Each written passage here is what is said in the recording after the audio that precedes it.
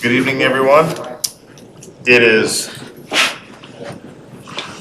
Do I hear myself? Yes. How strange. It is 6 o'clock, and we are convening our work session and briefing session with the Duncanville City Council on Tuesday, June the 1st of 2021. So welcome, everyone. This is our second time to get back together, and it feels good. We're happy to be here. So with that, I'll turn it over to City Manager. If you go ahead and talk about the items on the consent agenda. Well, today we only have our minutes on our consent agenda, and Oh, let me say something first. yes, please, absolutely. Folks, since we are back in person, and it's very likely we're going to have our citizens back again in City Council, it behooves us as a council to do everything we can to stay on time. That means to conclude our briefing and work session so that we have adequate time to get out there to start at 7 o'clock. So what I intend to do, we have some significant items to discuss in briefings and presentations. If we do not conclude those with enough time to conclude in here by like 6:55, 6:56, we're going to recess that. We're going to go into City Council, convene City Council, do what we got to do, then we'll come back to briefing, because I want to respect our citizens in terms of time that they're sitting out there. I don't want to hang them up, okay? So as we work through these things, consider your comments as well so that we can stay on time, watch the time. I'm sorry, go ahead. Yeah. So the beauty of today is what we have on our consent agenda today are our minutes for our April 6, 2021 regular council meeting and the April 13th, 2021 City Council special council meeting. That is it. That's it. That's it. Aren't we good? All right, then we are now going into our briefings and presentations. First one that we have, item 2A, briefing on the request from the City of Dallas to amend the interlocal agreement for traffic signal operations and maintenance. Mr. Ramey, the floor is yours. Good evening, Mayor and Council. Just before I get started, I did want to take one opportunity real quick to introduce Joanna Fritz from Republic. She's our representative. I think a lot of y'all probably remember Robin Moda from Republic. She replaced Robin back in January. I think y'all saw her in Zoom before, but she was in the area and stopped by just to say hi, and I just want to make sure you had an opportunity to meet her in person. Welcome, Joanna. So again, the purpose of this briefing is to talk about Dallas's request for a new traffic signal. So here's the background. So we have a interlocal agreement with the City of Dallas regarding traffic signals that we, on the two borders that we share with the City of Dallas, both on Clark Road and Cockrell Hill. And there's a map that will follow. But each of us has 6 intersections. What's important is we, according to this interlocal agreement, we currently are responsible for all the signals on the Clark Road side. And they have all the signals on Cockrell Hill and Wheatland. So we first learned about this signal potentially coming in the fall of last year when their consultant called and they were asking for our signal specs. At that time, we asked for a warrant and tried to get some more information out of Dallas about this project. Let me interrupt for just a quick second. Prior to September 23rd of 2020, I was contacted by telephone by Councilmember Casey Thomas to just put this on the table and say that it's coming. He's getting input from some citizens on his side of Clark to think about a traffic signal. So that was just a verbal conversation between myself and Councilmember Casey Thomas, and turned it over to Public Works. So we did get a copy of the signal warrant, which was performed back in 17. Of note, it met the warrant for 8-hour and 4-hour vehicle volumes at 53 miles per hour, which is the 85th percentile speed. Clark Road, sign-wise, is 40 miles an hour. But again, the 85th percentile is at 53. And so if just to keep that in mind. And all of it was based on volume of the main along Clark. So again, this is a map of the city. As you see, the Duncanville crest logos are the signs or the signals that we're responsible for. The Dallas logos are the ones that we're responsible for. And then the yellow circle is the location where they are requesting the partnership regarding a new signal. I have not received any, I've been here 4 years, and I've never received any requests from anybody in our city regarding this. That's an important point, Council. So in March, it was the first official meeting between the city of Duncanville and the city of Dallas. I was the representative for the city of Duncanville. On the Dallas side was the Dallas Councilmember Transportation Department were there. They said that they received complaints on their side about that intersection. And again, we have not received any complaints. And at that meeting, I said, well, send me a formal letter with what you want, and we will present it to City Council. So they sent the letter in April, and their terms were that the City of Dallas would pay for the design, which they've already done. They said that they would pay for 2/3 of the cost of the construction, and that we would pay 1/3, but they would cap our cost at $100,000. And then they also asked that we assume the O&M responsibility in perpetuity. That's what we have with the rest of the, along the rest of that corridor. So you're saying they've already paid their portion of it, or they just? They paid for a design. Design, okay. That's all that's been done is a design. All right. So just some more background. This is not part of our current Duncanville CIP budget. So if this was something that council wanted to support, we would have to, budget for it. I asked our traffic superintendent to run a life cycle cost estimate over 20 years, and that cost in 2021 dollars is, close to $300,000, approximating $15,000 a year in our annual budget. But in perpetuity, it would actually extend over 20 years. Just using a life cycle formula puts it at 20. Correct. And then we would rebuild it all again, or we just keep another on 300 and another 300. Yes. The easiest dollars are the building dollars. The maintenance dollars are the ones that keep on giving. So our current O&M budget, just for perspective of the $15,000 a year, our current traffic signal O&M budget's almost $400,000. And we already have 37 intersections. And so just adding one more intersection to our O&M side is just a 4% increase to the traffic signal O&M budget. And, again, because we own and operate all the other signals, having this signal would make it easier for us to maintain the signal timing connectivity for the corridor, again, for your consideration. And so at this time, I'm just asking for feedback from council. Do you support the request? And if so, what level of support? I'll ask. Well, Greg, what's the nature of the complaints of the Dallas residents?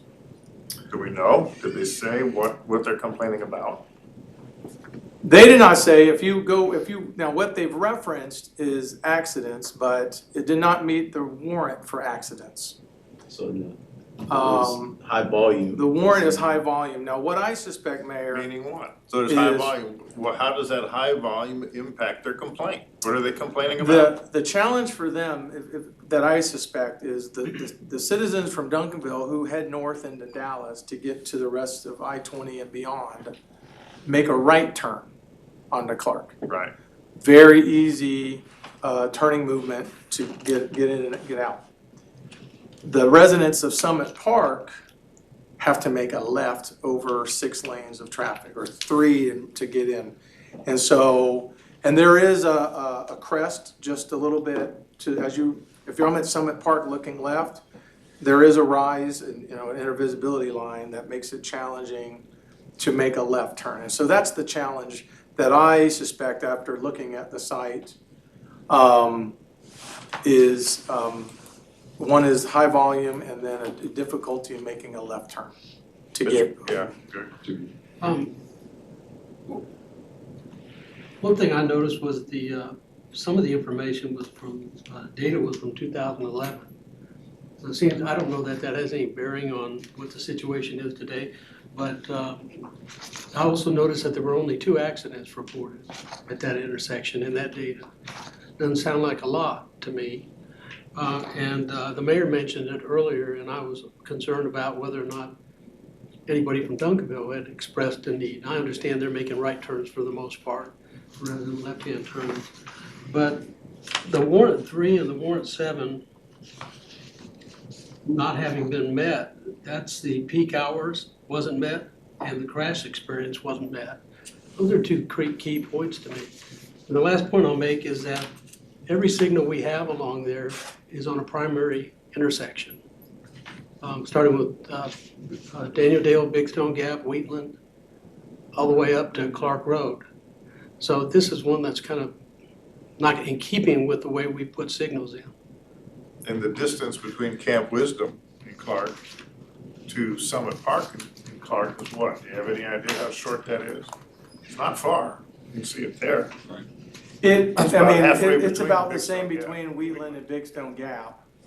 But yes, ours aligned with arterials and along Clark Road, and this, for us, it would be more of a residential collector than an arterial. Along with Greg's point, the last traffic count was done in 2017. Would it be reasonable for us to request the city of Dallas to do a more recent, to do one now? Or is council, can you make it, what are your feelings even without having an updated traffic count and speed and Well, making that some may, in opinions? the end, may not make a difference to justify the intersection. Look, I understand, and I drove it too, and I saw that how those traffic is coming downhill southbound.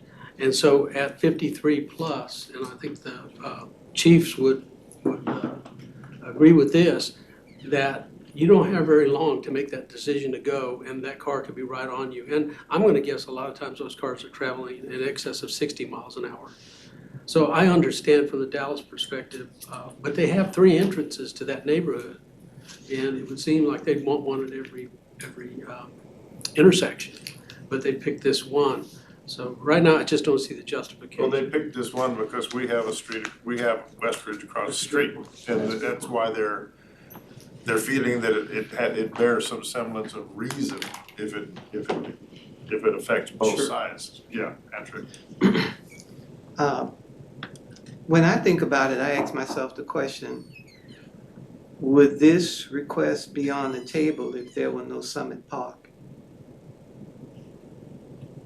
So it seems to me that Dallas has a problem, and I'm very appreciative of that. And on the other hand, Dallas is $1 billion population. So it would seem to me that part of the planning for that subdivision should have included this particular piece of it as well. And it didn't happen.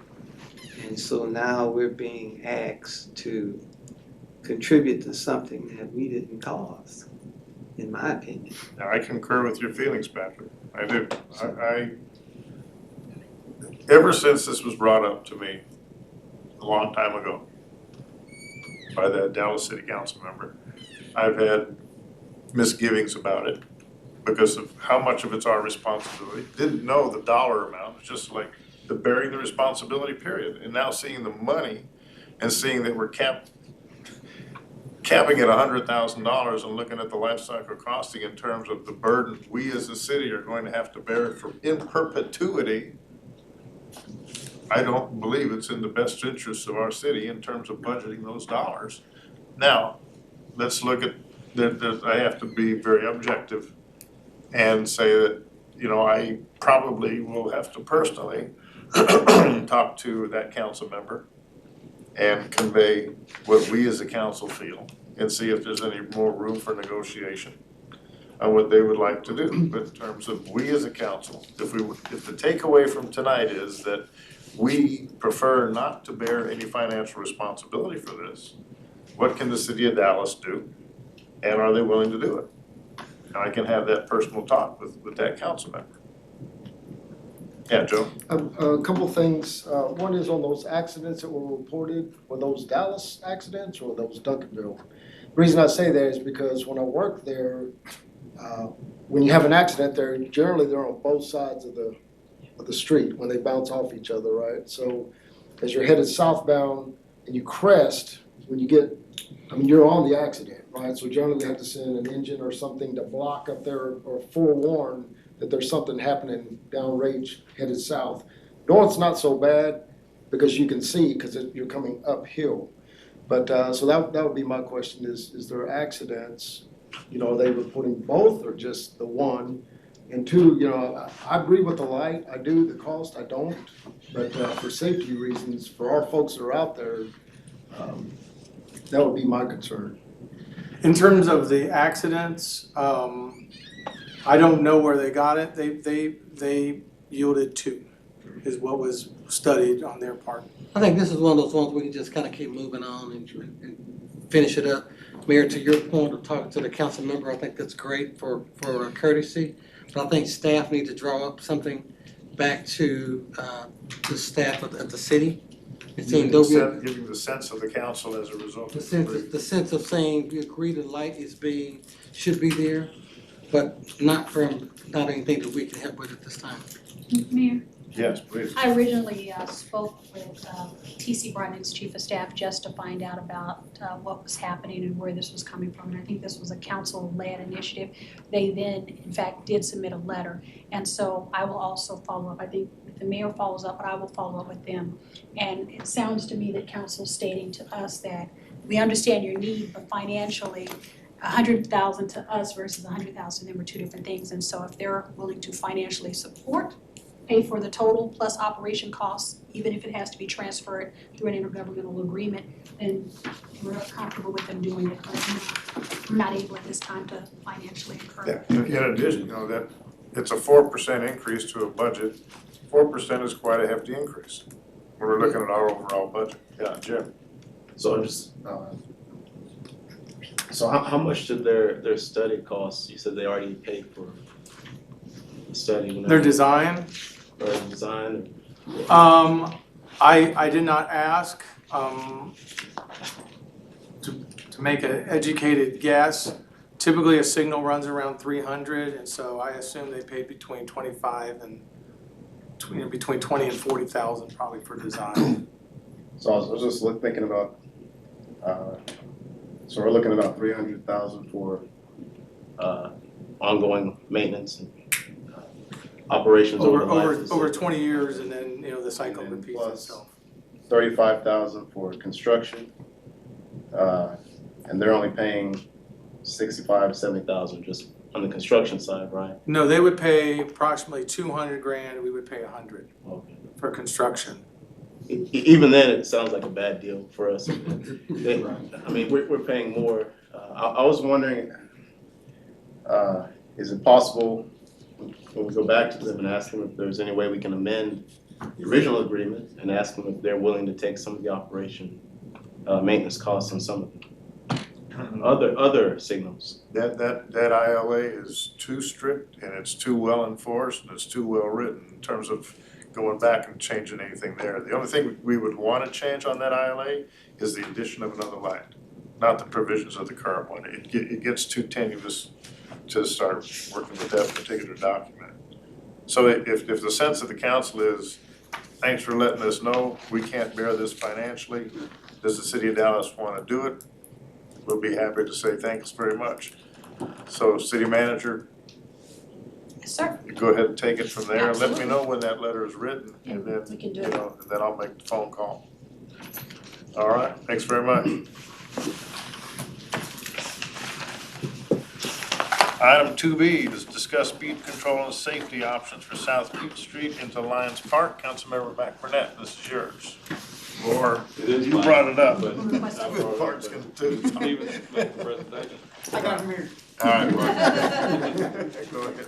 All right, just a little bit of background, yes, Councilmember Matt Burnett did receive some concerns from some of the local residents in the area about speed concerns on South Peach Street as it enters the park, as well as the knowledge that there's an existing sidewalk or crosswalk that connects the loop trail within the park, and then also the expansive parking lot that's used for the ball fields and the playground and the walkers really has no way of hindering illegal driving maneuvers, otherwise known as donuts, which I didn't want to put in the staff report, so I made some fancy words up. So doing donuts and things like that within the parking lot.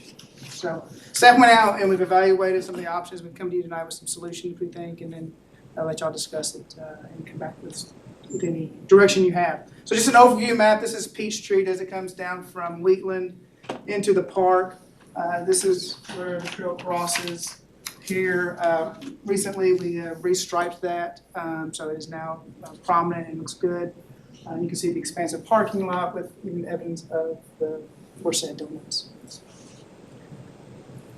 This is a picture I took last week of my car driving into the park. You can see the crosswalk sign here as you come in, but yeah, you can't really see the sidewalk yet. That's because you're going down the hill. And in addition, there's a lot of trees here that kind of block the sight lines. So it's really kind of hard to tell or see where that crosswalk comes in.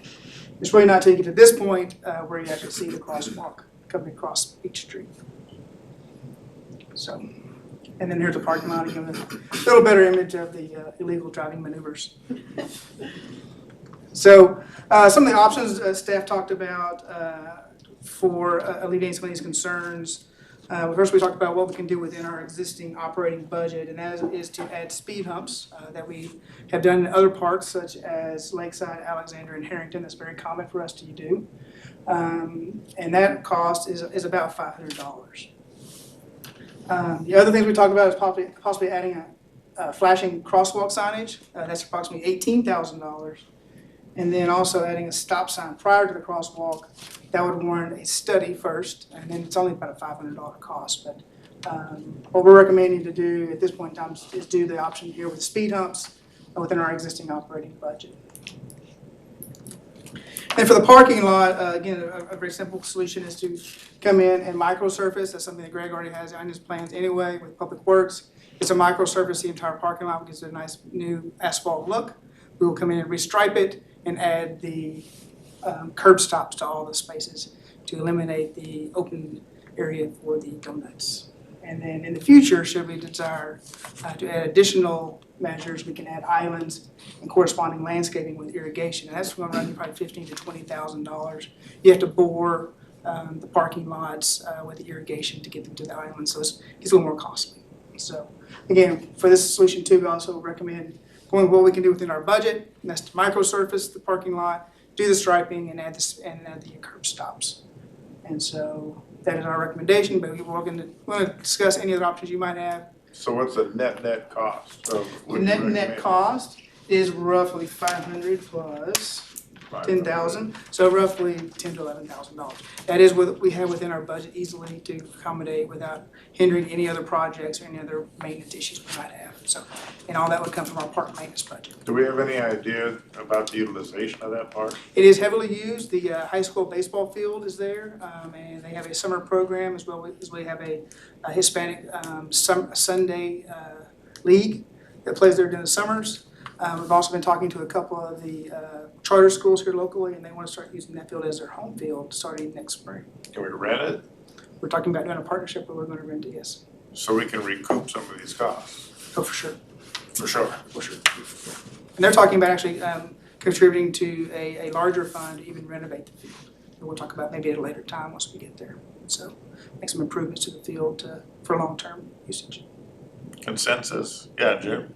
Can you go back to the One of the pictures, right when you're going, right there, no, before that one. Yeah, right there. So just, for anyone who hasn't been over there lately anyways, so if you're going that crosswalk, like our little ones, you'd barely be able to see the top of their heads going down into the park. So you wouldn't even see them until, you got right up to the entrance of the park. And I would say the speed bump, and could we put also a sign, crosswalk ahead or something like Yes, that? we talked about perhaps That's what having he was another one of these saying, signs here as it gets a flashing little closer. crosswalks. Yes, sir. My question when you hit that one up there, can we not just trim this landscaping up while we're there? You can a little bit, as you get down this big tree here is a cedar tree. You really can't limb up cedar trees, you can remove them, but limbing up cedar trees is not typically recommended. But we can do some of that, yes, to a limited So, basis. Bart, on This your is all last, honeysuckle here on this fence. Again, that's a private property, but we can talk to the committee about it. The challenge is more, again, like Bart said, is there's an elevation change. So even with the limbing, if we were to limb it up or remove it, you still are way below grade, from this vantage point And here. we looked at it from a number of perspectives when we drove out there of saying, could you just go straight over so it's not at an angle, but it's not a good walking pad to go straight across, so it's better to go at that angle. And unfortunately, that angle does create. She was talking about trying to go straight across here as opposed to doing this angle here. But there's a great difference here. And that would be the problem for walkers, so. Yeah. Bart, on the last slide that you had up there, I'm sorry, the last part of your program there. Of that part on? No, keep going. You had some options up there. Last chart. Oh, the options, okay, the options, sorry. All right, Parking so, safety or the crosswalk safety? the crosswalk safety. Yeah. No, I'm sorry, the next one. Okay, so restripe parking lot, add the curb stops to stop the Yes. crazy driving. And then maybe more apropos to the slide before this one, I would think the stop sign in addition to that. The flashing lights I don't think they do anything. Stop right there. I think make them stop. We talked about that, didn't we? Yes, Yes, ma'am. we did Right. talk about that when we Right. met as an We did option. talk about that, again, talking. I've even seen over in Grand Prairie, they have stop signs where they have flashing lights around them. Yes. We had, and that was the flashing lights option, that's about $18,000, that flashing crosswalk sign. But that is solar powered, and that's around $18,000 to have one on both sides. But I think the chief and I both. That's something we did can certainly some- address within our future budget process. If these things don't work, we still having issues, then I think maybe that's something we address through the budget process, yeah. I also failed to mention too that I think the chief did talk to the police department as well about monitoring this area as well, to address the speeding issue. I don't want to leave that out as well. And the park's open at night, there's no gate, right? Well, it closes at 10, But there's no gate. no gate. That's correct. That's correct. I understand there's been, the illegal driving maneuvers happen in the middle of the night. That's what I understand.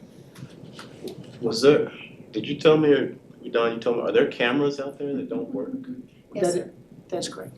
I mean, those are on the plans, and the CIP or the IT's 5-year plan to replace those. I'm not sure exactly where those are on the plan, but they are on the plan. In our budget meetings, we've had the discussions that it's a priority for me to get our cameras working in our parks. That has to happen. The things that we're not doing, are we putting them on the plan to look at later? Or Yes. are we gonna wait until they come back We'll see, up? we'll see if the first solutions work. If not, then we need to do more. Then we can come back and address those others through the budget process. I just don't want to get lost. Oh, in it. absolutely. Okay. Yeah, I agree. So consensus, green light on around 12,000 or so, go ahead and do the additional ones. Thanks, Mark. Thank you. Thank you, Don. Moving on to item 2C, Winter Storm Uri, Ancillary Cost Recovery, Mr. Summerlin. Okay. First of all, I want to go over a few acronyms, but we'll be hitting on these as we go forward. So as I talk about TCAP, that's the Texas Coalition for Affordable Power, ERCOT's for Electric Reliability Council, the Texas PUC, of course, is for Public Utility Commission, and REP is for Retail Electric Provider. So, generally, yes, sir. I'm sorry. For new people, Could you go back to the previous slide? Yes. Could you give just a brief summary of how all those different entities are connected and how that's connected to Duncanville? I can. TCAP is the way that we procure energy here in the city, and there's quite a few cities that are members of TCAP. It is something that you can elect or not elect. You can get your own retail electric contract, but we've been members of TCAP since about 2007, and I am for transparency's sake, and I put in the memo, I am a board member for TCAP as well as being on staff here. So then ERCOT, of course, is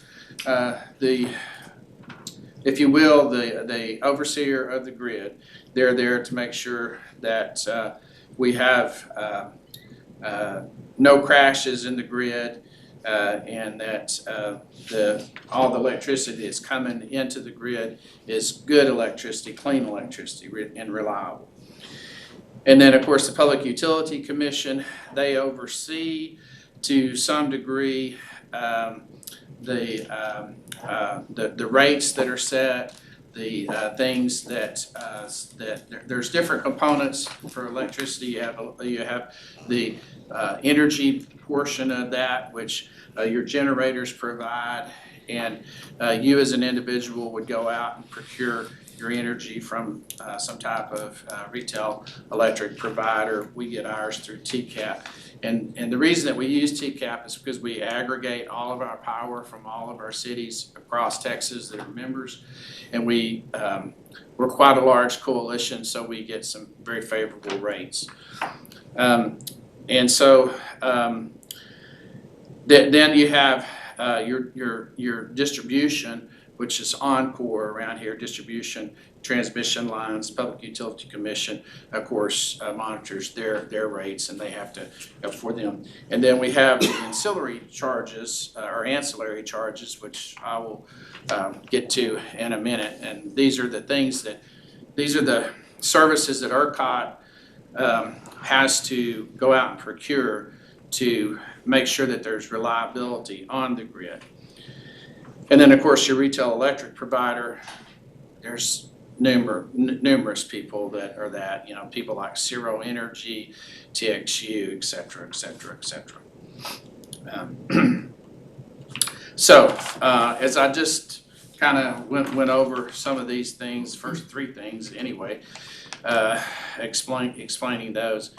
The TCAP, of course, we contract with GEXA, which is the retail electric provider that bills all of the TCAP members, and that's based on a fixed energy services contract. And then, of course, as I mentioned, transmission distribution is billed by Encore, and then the ancillary services are billed by ERCOT. And TCAP does have a reserve fund for the ancillary services. They typically absorb those ancillary costs as they occur. And the way that TCAP is formed and operates, it's formed and operated as a nonprofit. And the members pay an aggregation fee. And part of that aggregation fee is reserved for paying for those ancillary costs. And so the reserve fund is, it can build up over the years, and money is set aside if they don't use all of the money that they've budgeted for. And then, of course, they can take money out of the reserve to pay for ancillary services when there's times when the charges are more than what they anticipate. And so that's the way that works. And so over the years, all the years that we've been members, we have received a grand total cumulatively of about $69,000 in ancillary services. And so just throw that out. So these reliability products that ERCOT gets, they have to have those to maintain stability. And typically they're very cheap. Usually there's more generation available on the grid than there is demand. But during the winter storm, they lost about half of their generation capacity because of the gas pipelines were frozen. They had issues getting gas in. And then, of course, there were lots of problems at the generation sites. They weren't properly winterized, and they weren't prepared for this type of cold weather. So with very little additional generation capacity in reserve, the price of the ancillary services rose to levels that have never been experienced in the ERCOT market before. Many people that the energy portion of electricity is capped at $9,000 per megawatt hour. And a lot of people thought that the ancillary services were also capped, but they're not. And during winter storm, there were several days when those ancillary costs went up way above $9,000. In fact, they peaked out at about $25,000 per megawatt hour. So you can see how far they surpassed anything that we never experienced them even getting close to 9,000 for any length of time. And so after we discovered, or after ERCOT discovered that, then it became apparent that somehow they were going to have to, the retail electric providers were going to have to recoup these costs that ERCOT encountered. So the Public Utility Commission, they appoint an independent market monitor, and after the winter storm, ERCOT and the Public Utility Commission, they chose to ignore the recommendation of their own appointed independent market monitor to reprice the services at a more moderate level. And then the Texas Senate passed a bill to force the services to be repriced, but the House refused to follow the Senate's lead. And so there has been some small amount of relief. HB 4492, I believe it was, has been passed by the House and Senate, and these are to securitize the part of the ancillary cost.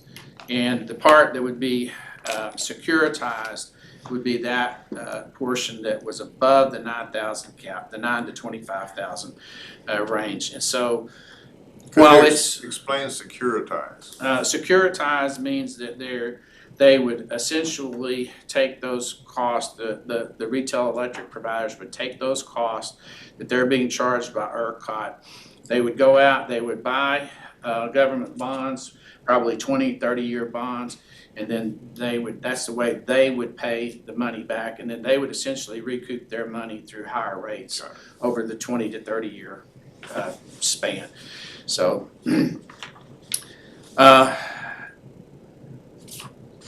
so of course, GACSA has given us a guarantee that if anything changes within the structure of the, from the legislative standpoint, that anything that we pay will get refunded or get credits for. So our billing options are these. We can do a one-time payment of $195,729. Or we can pay out over time for 19 months. We can pay, and that total is $200,102.68. There is an interest, about a 2% interest element that's included in there. And then if we go out to 91 months, it's much more, $265. It's about a 6% interest rate element. So, in conclusion, I recommend. Staff recommends that we do go ahead and pay this lump sum payment, and we split it between the general fund, utility fund, and the field house fund. Richard, I've got several questions. Okay. And since you're on the TCAP board and you understand this to a much greater degree than we do, but thank you for that explanation. It's extremely well done. Do you agree with the $196,000 out of the $32 million in ancillary charges that were accrued in terms of what our portion is at that $196,000? Yes, I do. The way that they went about apportioning the $32 million that ERCOT incurred or billed for all TCAP entities.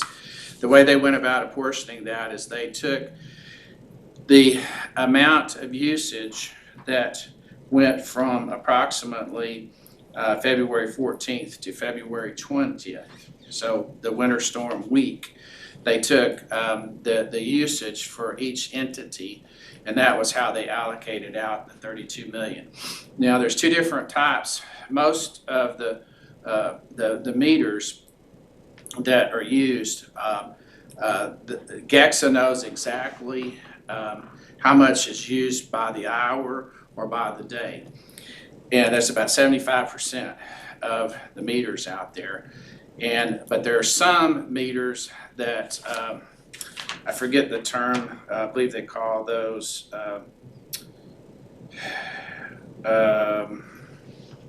they're called profiled meters. And so 25% of them, GEXA doesn't know what the hourly or daily usage is. They only know on a monthly basis what they are. And so ERCOT used the same methodology to take those monthly meters, and so has GEXA taken those monthly meters and just simply divided by the hours of usage for that week and went ahead and allocated that out. So that they didn't really know whether there was energy used for that week, but the assumption was we're going to allocate it straight line over time, over the month. So I know this is a really difficult question in terms of the amount that we are paying in the city of Duncanville for similar cities our size using similar amounts of energy. Are there other cities that fall kind of in the same realm, or are we an outlier or an inlier, or what statistically? Do you have any clue? Well, there are different amounts, and I was able to, being a board member, I was able to get the list of how much every city in TCAP pays, but that is confidential information. Oh, okay. I cannot exactly divulge exact amounts, but Well, then could you go back and just say, is what we're being assessed, in your opinion, based on the knowledge that you have of confidential information, the amount is fair? I do, and I will say that the amount that we have been assessed, and keep in mind, we were without power to some degree part of that week, so that plays into this. But I compared the cities of Lancaster, Cedar Hill, and DeSoto, and we are paying substantially less than what they are. And I can also say that the city of Grand Prairie, which is much larger than us, is paying north of $1 million. Wow.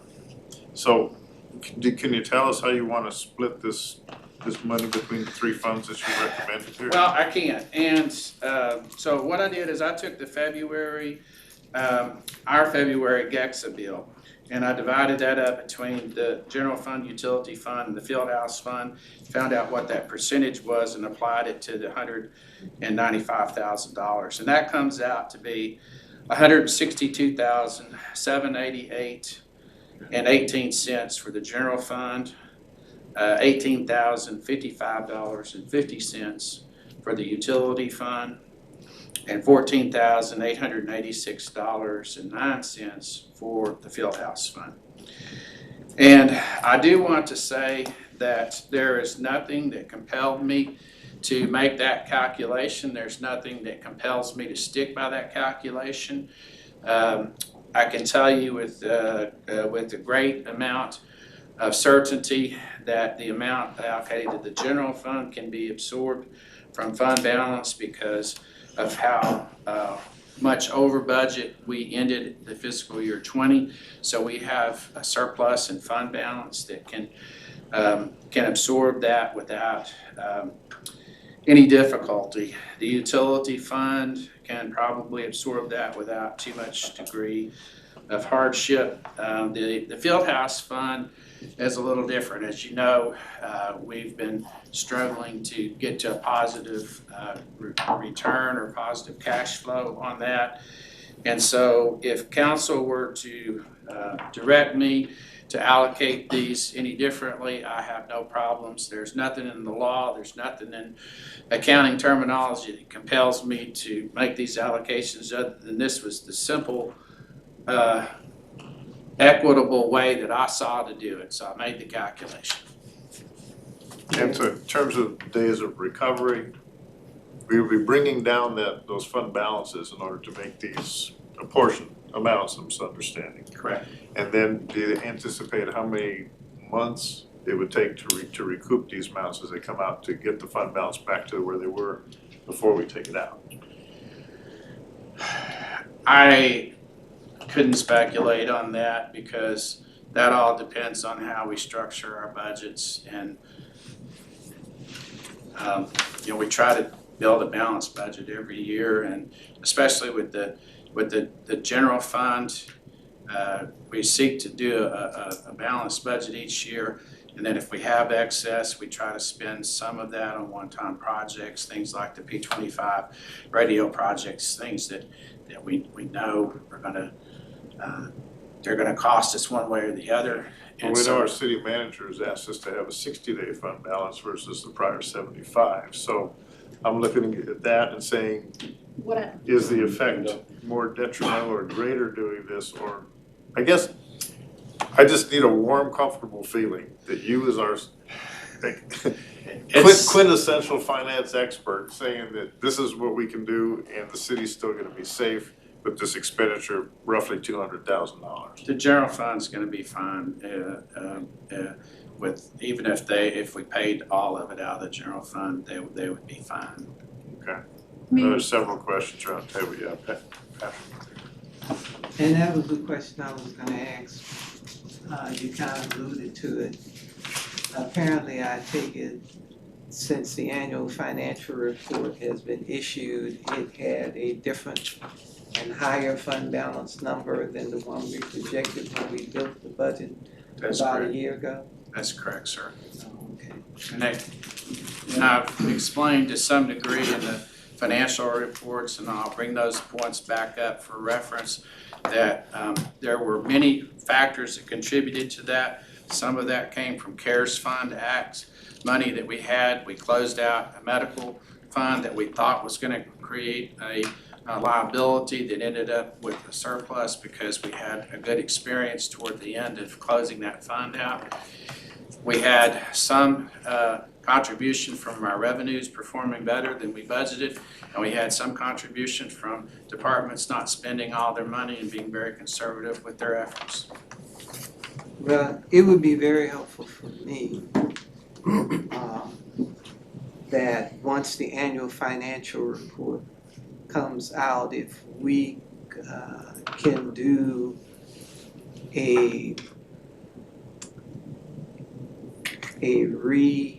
I'm trying to find the right word for it, a rehashing of what we estimated when we built the budget versus what we actually experienced in the audit sometime after the annual financial report is issued and before the budget is considered for the upcoming fiscal year. You're talking the CAFR, right?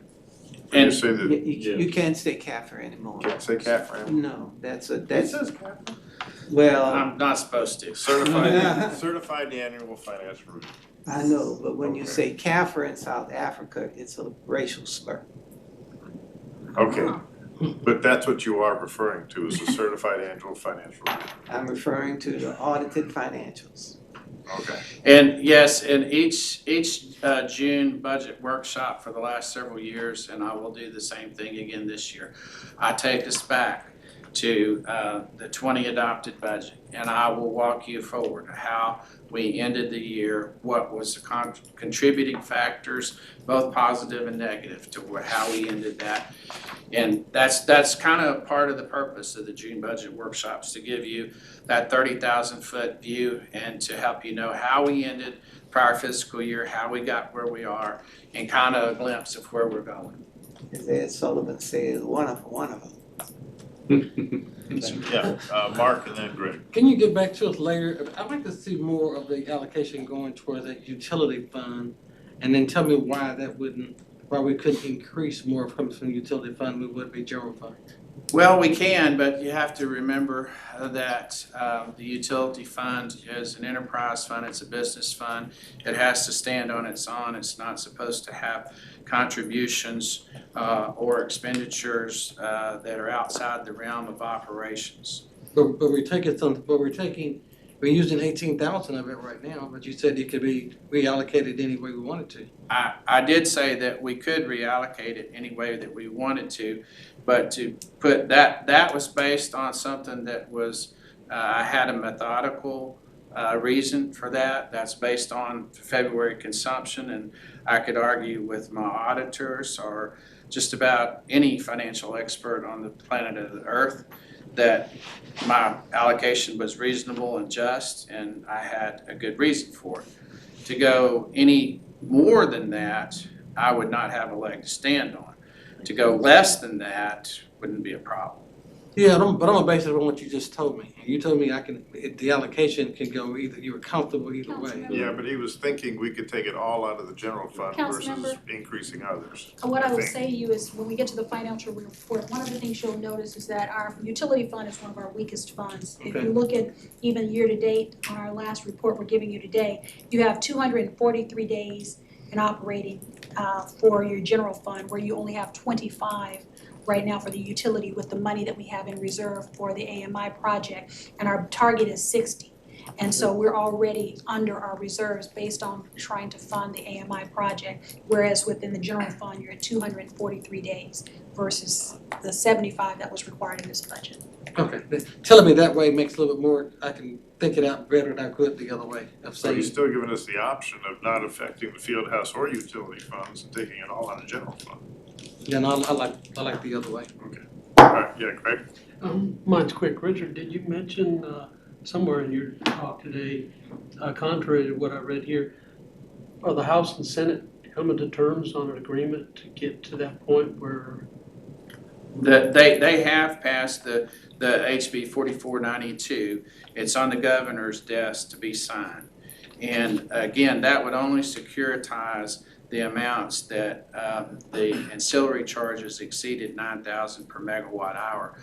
And while I don't know the exact effect of that, all the experts that I know in TCAP feel like that it's going to be a fairly minimal change to our 195,000, something probably not to exceed 10% of that.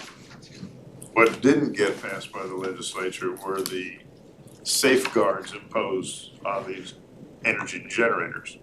That's what everybody was looking for and didn't make it. He sure has a lot on his desk to sign. We didn't tell him to go to work. I'll pass that along. Yeah, do that. All right, so I believe we have an understanding of where you're going with that. Any other questions? Go ahead. So he's gonna get back with us on what we come up with, or we saying we're gonna accept it? Yeah, it'll come back with a resolution for us to make that expenditure. So am I hearing the direction that you all want to keep it split between the three funds? Yes. Yes. Yes. Now, quick question. Is there a deadline on that payment for, when it comes back to the resolution, are we gonna be beyond the? The original deadline was the 21st. I asked GEXA if I could have until the 18th, because I wanted to go beyond the next council meeting in terms of telling them what my decision was. But I think based on tonight, I can make the commitment to them that we're gonna pay this lump sum. It doesn't matter to them how we allocate it. So I'll go ahead and make that, and then we can move on. So on the 15th, we'll see the resolution We'll see the- substantiating this. Okay. All right. Folks, we are at 6 minutes till 7. I don't know how much time we're gonna need on our last item, discussion of city council rules. Calendar. Whoa, calendar. I can make it quick. I got 3 minutes, Mayor. 2 minutes. There we go. 2 minutes? Okay, city council calendar. As you know, in October, we usually do our city council retreat. I was coming to see if y'all would consider doing a mini retreat in June. We could talk about the rules of procedures and the locations of our council retreat in October, whether that be in the city of Duncanville or outside of city limits. I was thinking maybe June 29th. So if y'all were okay with that, and if you would want a daytime or a 6 p.m., and that would be at the field house or at the senior center. I'm good with that, not for evening. Evening. 29. Evening. It's Tuesday. 29 is okay with me. Evening, like 6 p.m. 20. 29th, that would be a Tuesday. Fifth Tuesday. 6 p.m. Y'all good with the 29th, evening of the 29th? Mini retreat. It'll be a you mini said. retreat. And if there are any topics you would like to discuss, if you could just email me and then I will get with city management and we could do the agenda. And then my next question is for July. We usually cancel the first meeting due to the 4th of July holidays. I wanted to know if y'all were good with canceling the July 6th meeting. I'm good if we can have another workshop for something else.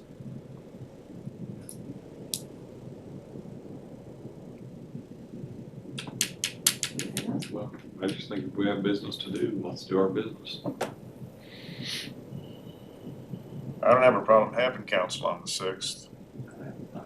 Okay, I will keep it. And Normally when we cancel, it's like right up against it. Mhm. I mean, this time we got the parade on the 3rd, it actually falls on the 4th, then we got the 5th, Everything's then we It's a got the holiday. 6th. It's a holiday. the For 5th is staff. the holiday for staff. Yeah, But you're it's okay. Yeah, you're closed. We're closed on the 5th. And the problem we see in it is Oh. everybody's gonna be working on the 1st and the 2nd, So getting the- ready for the 3rd. And so pulling the agenda together, just don't wanna, So, hearing you say that I wouldn't Yeah. mind. Yeah, I forgot, yeah, y'all are closed, all right. Yeah, Cancel. Well, you better speak up quicker than that, you know. And just, you know, she did kick me. Oh, she did, so just on the June, we have the budget workshop is gonna be on the 21st and 22nd of June, and that's 6 p.m. and that will be here in the briefing room. And July, we have board and commission interviews on the 27th and 28th, and I will get you all that information soon. That's all I had. That was 2 minutes. Yes, sir. City manager, I think the board and commission interviews would be a good topic for our meeting. for the mini, and we have the mini in June. So you have the mini, two budget workshops and a council meeting. So you really will be meeting about 4 times in June. Yes. June, and then July, you've got your board and commission, so. And if we need something comes up, you can always call a special meeting Yes. for any question. Jeremy, The boards and commission interviews, that's fixed, that's not. Thank you. The only reason I'm asking is the TML in San Antonio is on the 29th. Oh, that is on the May or 29th. may not. Okay. That, Am I wrong on the date? let me verify that for the TML and I will let you know. And I will get back to you on that one. And that's for new council members. For new so that's council. that just affects me. Yeah, that affects you and Mr. Contreras. Thank you, I will look into that, sir. okay, we are at 2 minutes before 7. Um, If we're in agreement with what I said at the outset, we'll go ahead and recess this briefing session. Convene city council at 7 if possible. And then after the end of city council, we will reconvene the briefing session to go over item 2E. Let me ask on 2E. So- Did we just say on 2E, we were gonna have to cover that though in the, Right. so do we still want to cover it now too? I didn't bring it up, so that would be up to Councilmember Harvey since it We was his can request. do it in the special meeting if we talk about But that's, what, 2 months? No, that's The the end of The June. mini, that's the The mini mini retreat, retreat. 29 June, 29 June mini retreat. So we'll have one meeting and then we'll have that. Yes. We'll have the budget workshop and then we'll have the mini retreat. So Mr. Harvey, it was your request, you're okay with tabling to postponing this and putting on the mini retreat? Okay, all right, then item 2E is eliminated from the agenda. All right, we can move in, if you need a quick break before we start council? Time. Oh, time, 6:59.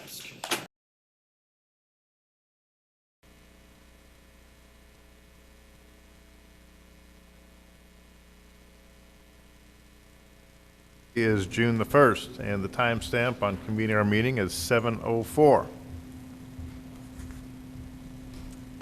Thank you for coming, and we're very happy to invite you back into our council chambers to have our second meeting since the pandemic, to have you all here in person. So we're very thankful to see you and to be present with us. In accordance with an order of the Office of the Governor issued on March 16, 2020, as extended, the City Council for the City of Duncanville, Texas will conduct City Council regular meetings in person and by video conference starting at 7 p.m. June 1st, 2020, in order to advance public health goal of limiting face-to-face meetings, also called social distancing, in an effort to slow the spread of the coronavirus. This is an open meeting conducted in person and by video conference. Due to limited seating in council chambers, persons or participants may attend the video conference in order to maintain safe social distance as provided in this notice. When we get to the portion of our agenda permitting citizen comments, I will give more details on that. A recording of the video meeting will be available to the public in accordance with the Open Meetings Act upon written request. And you also know that just a couple days after we do our meetings, the video recording is made available on YouTube and on our social media, and we are Facebook Live tonight.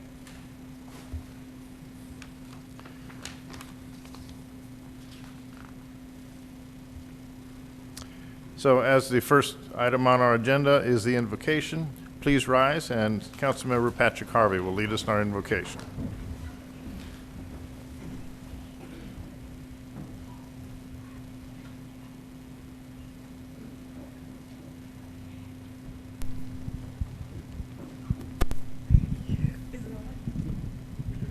Thank you, Chief. Let us pray. O Lord our God, how excellent is your name in all the earth. We are thankful because through the power of your word, you created all things, and by that very same power, all things are held together. We're thankful, dear God, for this wonderful community of neighbors that you have blessed us with to call home. And we pray, dear God, for our first responders, the men and women who put their lives on the line every day for us. We pray that you would throw your strong arms of protection around them, keep them safe from hurt, harm, and danger. We pray, dear God, for all of our city employees. We pray that you would lead, guide, and direct them and give them a servant's heart as they seek to serve this community. Most of all, dear God, we are thankful as council members to serve this community. You've called us, and so we turn to you now to ask you to give us the interior resources that we need, that we might accomplish your heart's desire on behalf of this city. We pray, dear God, that you would lead, guide, and direct us, guide our thoughts, and help us to have the mind of Christ, who himself said, I come not to be served, but to be a servant and to give my life a ransom for many. So please lead and guide us, dear God, as we conduct the city's business tonight. Let us do so in a spirit of cooperation and harmony, professionalism, and mutual trust. For these favors and blessings we ask in Jesus' name, and for his sake we pray. Amen. Amen. Please join me in pledges to our flags. I pledge allegiance to the flag of the United States of America and to the republic for which it stands, one nation, under God, indivisible, with liberty and justice for all. Honor the Texas flag.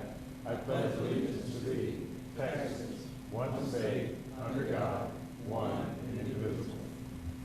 Thank you. Please be seated.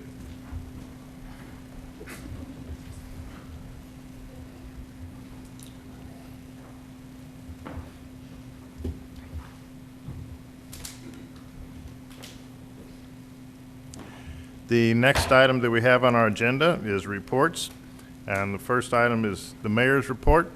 And I would like to thank publicly, once again, all of our Parks and Rec and staff, all of our staff members who are participated in the memorial observance yesterday. My goodness, time flies. But just a wonderful job, knowing that it was going to rain, and it did rain on us yesterday, but they were steadfast in what they did, and everything came out wonderfully. We've had many positive comments from that, so I want to thank all the staff and plus citizens on patrol, our cops that were there for us, and doing just a superior job. And if you're ever in the vicinity of the VFW Hall, you can drop in there and thank Senior Commander Ricky Williams for organizing that event and putting it together. I do want to say as well, I know we're being timed, we got 3 minutes on these puppies, that when I saw Commander Williams later yesterday afternoon, that he was very complimentary of Noel Garcia, our director of the Senior Center and the Rec Center. So I don't see Noel, but Noel, when you hear this and know this, and if Timothy and Bart can pass it on, very, very strong kudos to Noel and Lewis and all of his staff for all that they did. Thank you. Moving on to council members' reports. Any council members' reports? Mr. McBurnett. Thank you, Mayor. I'd like to echo your sentiment about the event yesterday. It was very well done, and also when I look at the back room there too, and I see Officer Sisk, it makes me think of our fire truck pull, and want to thank and commend them for running a well event for it as well. Thank you. Thank you very much. Mr. Contreras. Okay. I too want to commend the staff and all those who participated yesterday. And I especially want to, and I apologize for not remembering the soldier's name who spoke, but I want to really speak highly of his reminder to us that Memorial Day is something that first and foremost is just that he really stressed that it was about remembering those. And so often with our families and our loved ones and our friends, and even in an event like that, we lose a little bit of touch with that. And his reminder was a strong reminder that that's what we were celebrating yesterday, was the lives of those lost. Thank you. Thank you. Any further council members' reports? Nope, seeing none. Moving on to item 1C, City Manager's Report. Thank you, Mayor. I'd like to highlight a couple of events, and as others mentioned, the fire truck pull was a very successful event. Despite the rain, I was very impressed with the staff turnout, council's turnout, as well as the way the police and fire worked together in this event. And I, as a first time experiencing it, I want to give kudos to our team for that. A couple of other notes for everyone. Our senior center will be opening up, as we've also mentioned. With COVID, we're moving back into it carefully, but we will be opening up at 50% as of June 1st. And so we are working very hard to move back to a normal type of environment for everyone. A couple of other highlights just for everyone. Memorial Day, as we said, was yesterday. On June 5th, we have our country concert in the park featuring George Navarro. Want to invite everybody out. Also, as a reminder, Independence Day is going to be on Saturday, July 3rd, 2021. And a final event, the joint event, which is our Juneteenth celebration, which is coming up on Juneteenth. I'd like to just highlight some work that's happening behind the scenes and in front of the scenes with Mr. Gus Garcia, our Economic Development Director. He is getting a lot of interest in our city, and there are so many things happening right now as we move out of COVID and start looking at future developments. Companies are approaching our city about opportunities to expand and to help us to grow as an organization, and I want to just highlight that we are really moving in the right direction. I want to thank him for his work, but also for more to come. And that concludes my report. Thank you, City Manager. If I may just rewind just a quick second, I want to recognize Hannah Olson. She is our interim library director, taking the place of Julio Vasquez, who needs your prayers. Keep him in your thoughts and prayers. So Hannah, thank you for being with us tonight. Okay, moving on to Item 2A, proclamations and presentations. Recognition of the Police Department. Interim Police Chief Lavigny and Acting Assistant Chief of Police Stogner present.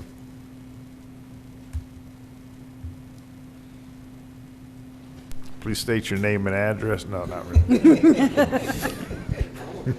Good afternoon, Mayor, and thank you. By the way, what are you driving tonight? Thank you, Mayor and Council.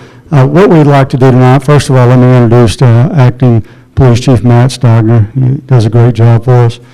Is watch a short video. The video has been condensed just for our time constraints, but we want to highlight the efforts of some of our personnel as well as a dispatcher that was involved in this situation. Alex Hamby, our PIO, helped put together this video. I think he did a great job. Go ahead, Alex.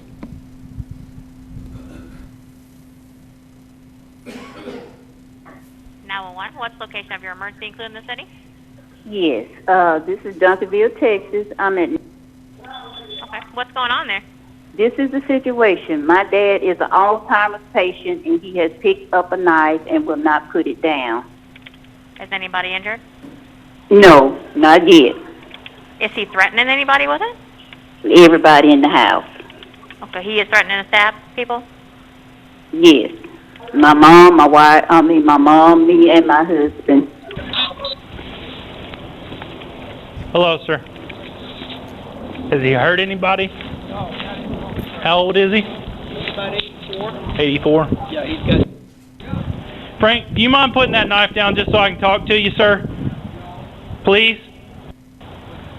Sir, you're not in trouble. I just need to be able to talk to you. Huh? Frank, can you look at me? You're not in trouble, sir? Hold on. Don't walk towards me now. Frank, do not walk towards me with the knife. Somebody put lethal on him, please. Frank, stop! Put the knife down, Frank. Frank, stop! Put the knife down, Frank. Stop! Frank, please put the knife down. What? I don't want anybody to have to hurt you, sir. We're here to help.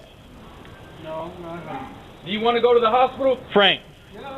Okay. We're going to take you, but I need you to put the knife down. You and I are going to have a conversation. That's it. Frank, my name is Keith. Yes, sir. Can you and I have a talk without the knife, please? Yeah. Do you think you can just put the knife down for me? 4240. Can you do that for me right now? Please? Just put it right on the floor, right there, Frank. Yes, sir. Yes, sir. Throw it towards us, Frank. Just throw it. Frank, you're not in trouble, buddy. The ambulance is not going to allow you to go with that knife. They're waiting right down the corner. We can't have them come until the knife is gone. Just set it right outside the door. Frank, just set it down right there. There you go. All right, move up. Put him in cuffs. You're all right, Frank. You're okay. We're going to go to the hospital. You're all right. Yeah, he's fine. 4220 scene secure. We got the male away from the knife. He's in protective custody. Okay.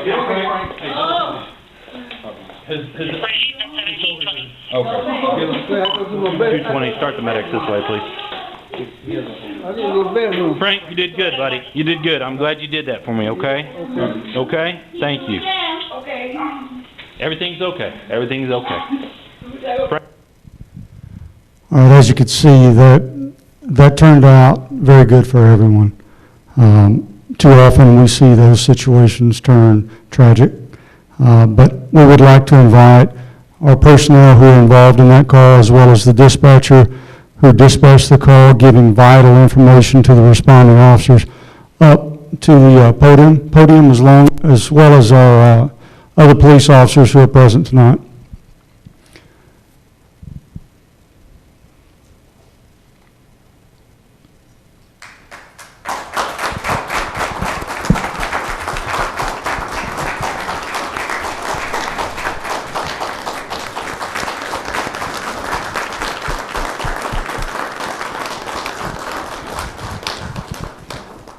Before we give the awards, I'd also like to say that tomorrow Bell is with us, the director of Southwest Regional Communications Center.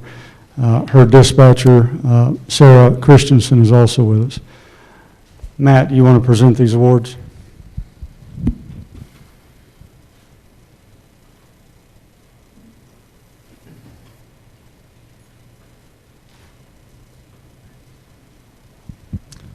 To Sarah Christensen for her dispatching of the call and vital information for all officers involved. Ambrosio Hernandez, for departmental accommodation for his support on the call. Stephen Aarons, departmental accommodation for his support on the call. And Officer Keith Kratz, meritorious conduct for negotiating a great outcome.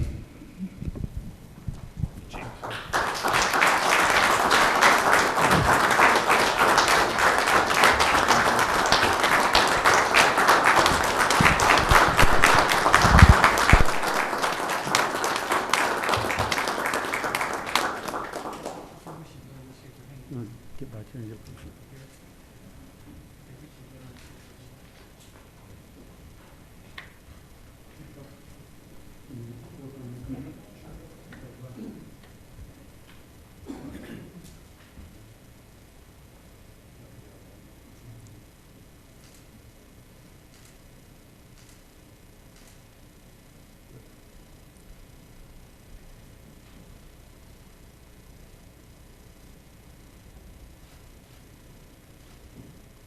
If y'all would stay where you are, City Council would like to come around and shake your hands.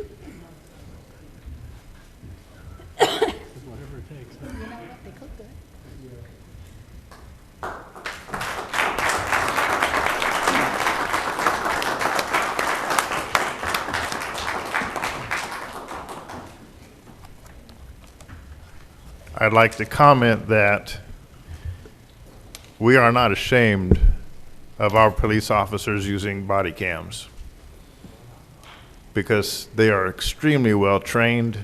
They are the epitome of training excellence for these types of situations. While they have been commended by their staff, by Assistant Chief and Chief, we commend you as citizens, not just as city council members, but as citizens, for doing exemplary work in law enforcement and to de-escalate situations when necessary, as you have done. We are proud, proud, proud of you.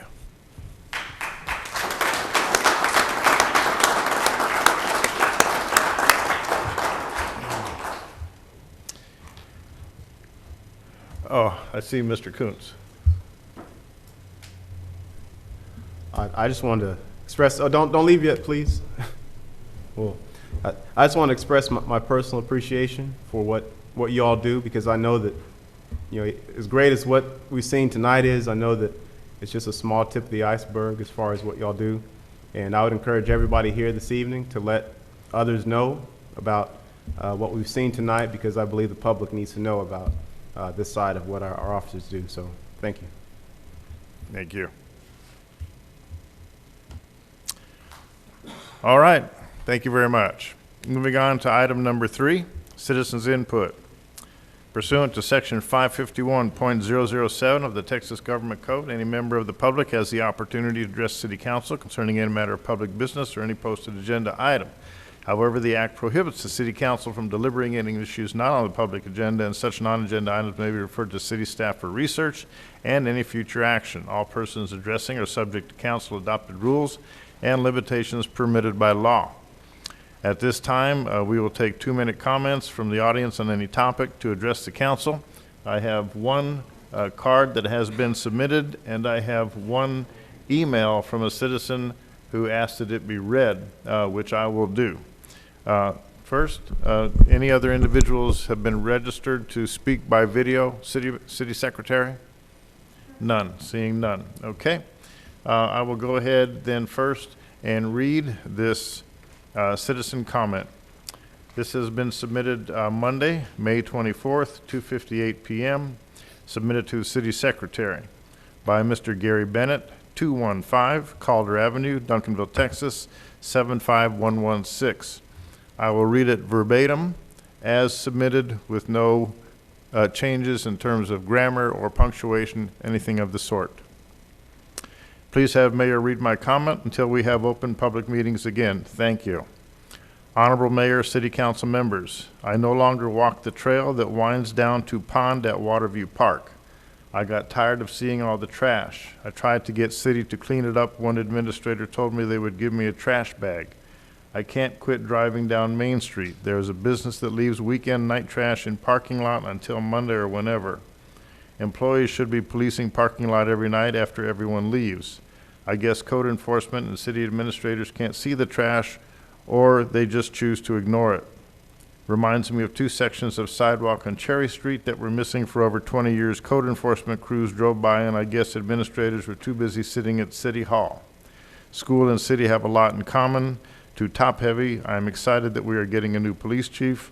I hope that make it a requirement that police chief live in city limits. End of input. We have a citizen present who would like to speak. Miss Tai Fang Lu.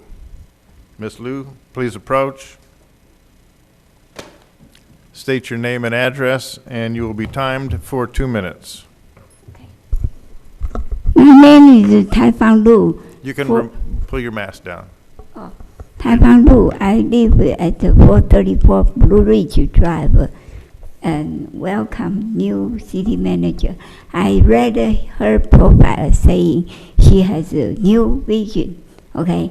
And as I remember last time, before COVID-19, very last council meeting, there was a man suggested that we need to have a citizen input.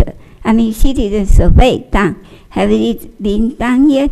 Because suppose every city employee's salary come out of taxpayers' dollar to avoid their abusing power.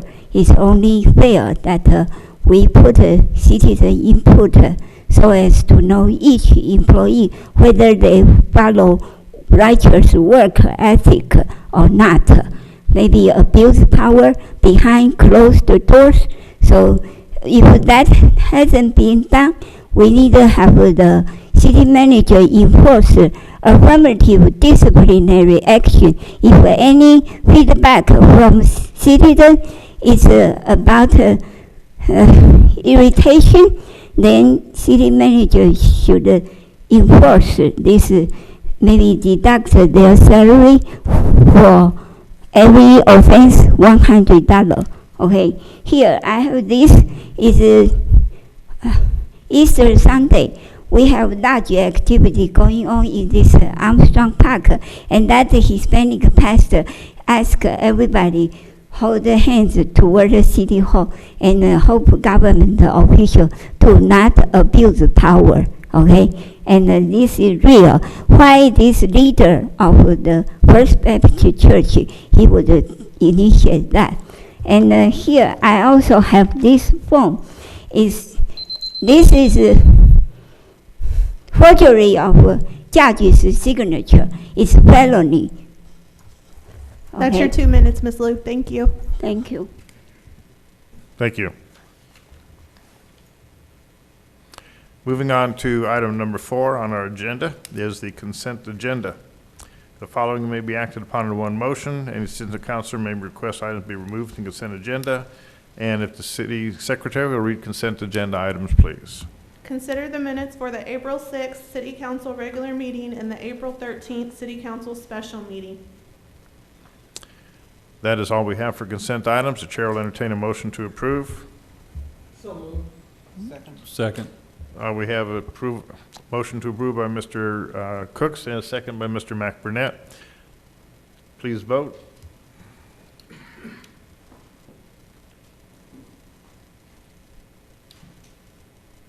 Thank you.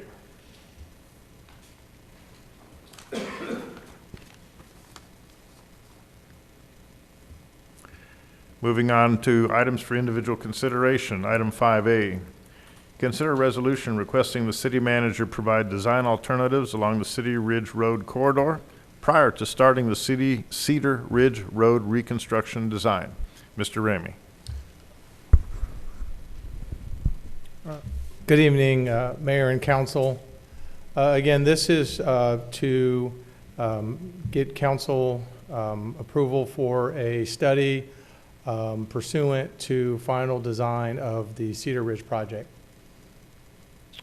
So again, back in November of 2018, we, as part of the overall bond consideration, Proposition B was for $6.6 million in street bonds.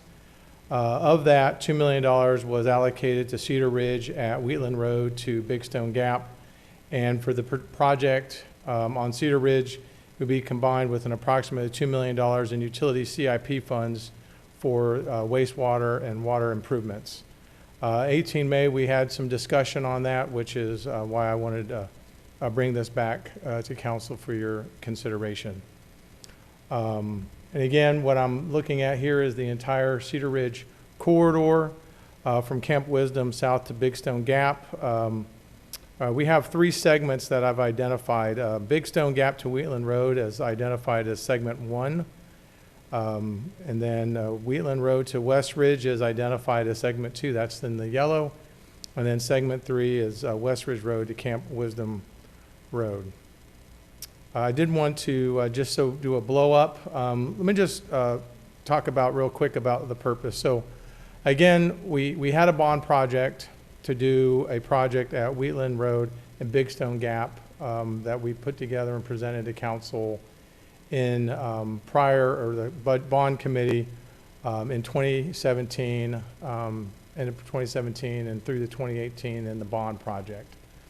At that time, we identified Wheatland Road to Big Stone Gap, but what I'm wanting to ask Council's consideration for is before we invest $4 million at Wheatland Road and Big Stone Gap, do you want to look at the other segments of this corridor just to make sure that that is the best and optimal location for our investment of the $4 million prior to committing to that particular location? That's really the purpose of tonight. Again, I want to just show you each of the segments to sort of set that framework for your consideration. So again, in segment 1, we're working from the south, heading north, so Big Stone Gap to Wheatland Road. And as you see, here's a picture of Cedar Ridge Road in vicinity of the post office, and you'll see the CVS and Walgreens and the surrounding areas of this. And again, this road was the one that was nominated. There are pavement problems on this section of road. A lot of it is caused by a sinking water line, which is causing the dips. But I'm sure everybody knows when you drive Cedar Ridge, you know, we have challenges throughout the corridor. Again, that's sort of why I'm bringing this to your for your consideration. As we move into segment 2, this is really the heart of the commercial portion of the Cedar Ridge corridor. And again, this is again looking at this particular cross section. You see the Aldi Shopping Center on your left, and then the Tom Thumb Shopping Center is sort of behind those trees on your right. And then to the map, you'll see a bunch of the other key landmarks for that area, just again for the public and for council to again set this in your vision. And then finally, segment 3, which is the segment from West Ridge north to Camp Wisdom. And the key feature here is the Duncanville High School. Again, as I mentioned in the staff report, Segment 1 and Segment 2 are part of opportunity areas in the comprehensive plan. This Segment 3 is not identified in the comp plan, but again, the high school is a key feature of that part of the corridor, and there are challenges in this vicinity as well. And so what we're recommending is the following evaluation criteria. Looking at the traffic volume along each segment, the intent there would be to consider investing the money where most of the traffic is happening.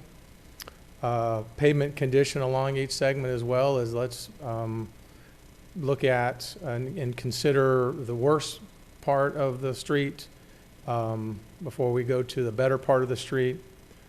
Also, looking at the recommended street cross section. So when you go south of Big Stone Gap, the corridor is actually a 4-lane divided versus 6-lane divided, and I'm not saying that that's not what the case is. I don't know. And so I think something else we should at least would be part of the study is once you look at the volumes and the traffic and what we have planned there in terms of comp plan, or when you look at what happens at the high school, just to validate that going back with a 6-lane again is optimal, or maybe a 4-lane with some more improvements for walkability. And then again, examine the conformance with the comprehensive plan. As I mentioned, segments 2 and segment 3 are within opportunity areas, but segment 1 and segment 2 are within opportunity areas, but segment 3 is not within an opportunity area. And what we're recommending is that we provide design alternatives for your consideration. I know we have, right after this is the Cedar Ridge design. It's coming to you scoped for segment 1, but subject to your input in a study, if that's something that you want us to look into, we would do a modification or do a change order to that contract that you're considering tonight as well. I'll just turn it over to the mayor and council if you have any questions. Thank you, Mr. Ramey. A couple of clarifying questions, actually. Looking at the information that you've submitted to us and what you just said, there is no cost associated with reevaluating Cedar Ridge because the study has already been initiated and already been paid for and approved. And is well that during our last city council meeting there was extensive discussion on Cedar Ridge. But from what I'm hearing and understanding and what I'm reading here, this presentation, what you're bringing to us, is strictly your initiative, bringing to us for information to bring to light how you and the Public Works Department and streets and so forth are evaluating Cedar Ridge, and it's your recommendation to take another look at this because you feel it's what's best for our city, using funds that have already been allocated. Yes, sir.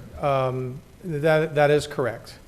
When I look at Cedar Ridge, and again, as I mentioned at the last council meeting, when we first nominated projects, as part of the overall bond committee, we nominated a lot of projects, but because there were a lot of projects, we sort of minimized some of the initial analysis, but because we said, well, yes, we have a project here and a project here, and at the time we didn't know what projects would make consideration by the bond committee, and definitely we didn't know if the bonds, how the bond resolutions would go. The other part is frankly, I had just got here, and so I didn't have as much on the ground familiarity with the city. Since I've been here and I've listened to a lot of input from, emails from the public, hey, we've got this rough pavement on Cedar Ridge. I've got this issue on Cedar Ridge. I've got this issue on Cedar Ridge. And it's not limited to the area that was originally nominated. And I believe strongly that we do need to do something on Cedar Ridge. I strongly believe that $4 million on Cedar Ridge, no matter where we put it, will be a good plan, and I don't, and I'm certainly not nominating a different corridor. But again, $4 million reflects a significant investment by this city. And I want to make sure that we've done the proper due diligence, as you said, Mayor Gordon, that when we spend that $400-some thousand on the design and the $4 million in construction, that we feel as a group that we put it in the best place to get the best bang for the dollars, and to be, again, I think this is a way that we can be good stewards of those funds, sir. Thank you, Mr. Ramey, for your initiative and transparency on this as well. Mr. Contreras.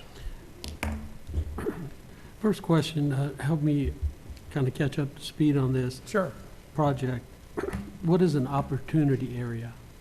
Okay, sir. So when we did the comprehensive plan, the city and working with the different levels of the public and our consultants and staff identified 10 different opportunity areas in the city. These are areas of the city where we had certain visions of what we wanted, or certain areas of potential growth and improvement that we could sort of focus our efforts on to get the biggest emphasis and improvement in the city. And so we have the two on the Cedar Ridge corridor. Some other examples is some of the areas along US 67, the areas along Camp Wisdom are all different opportunity areas. And those are just areas of focus where we are, again, looking for opportunities to make improvements and again, increase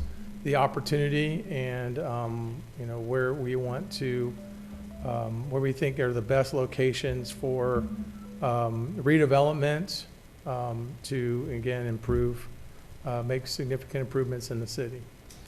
If I may interject, Mr. Contreras, if the comprehensive plan being this thick, if internal to that comprehensive plan, our consultants develop these opportunity areas, which are, in my education and going through the comp plan and other things, and some of the things that actually have done external to the city, looking at what the state is doing, what the federal government is doing, the use of that term opportunity areas has come all the way from the White House down in the past in terms of planning and how to put cities together. So opportunity areas, while it's included here, great question, because it can be quite easily overlooked. But there is an in-depth discussion on opportunity areas within the comprehensive plan. Mr. Ramey did a great overview of it for you. Okay. I have one other short question.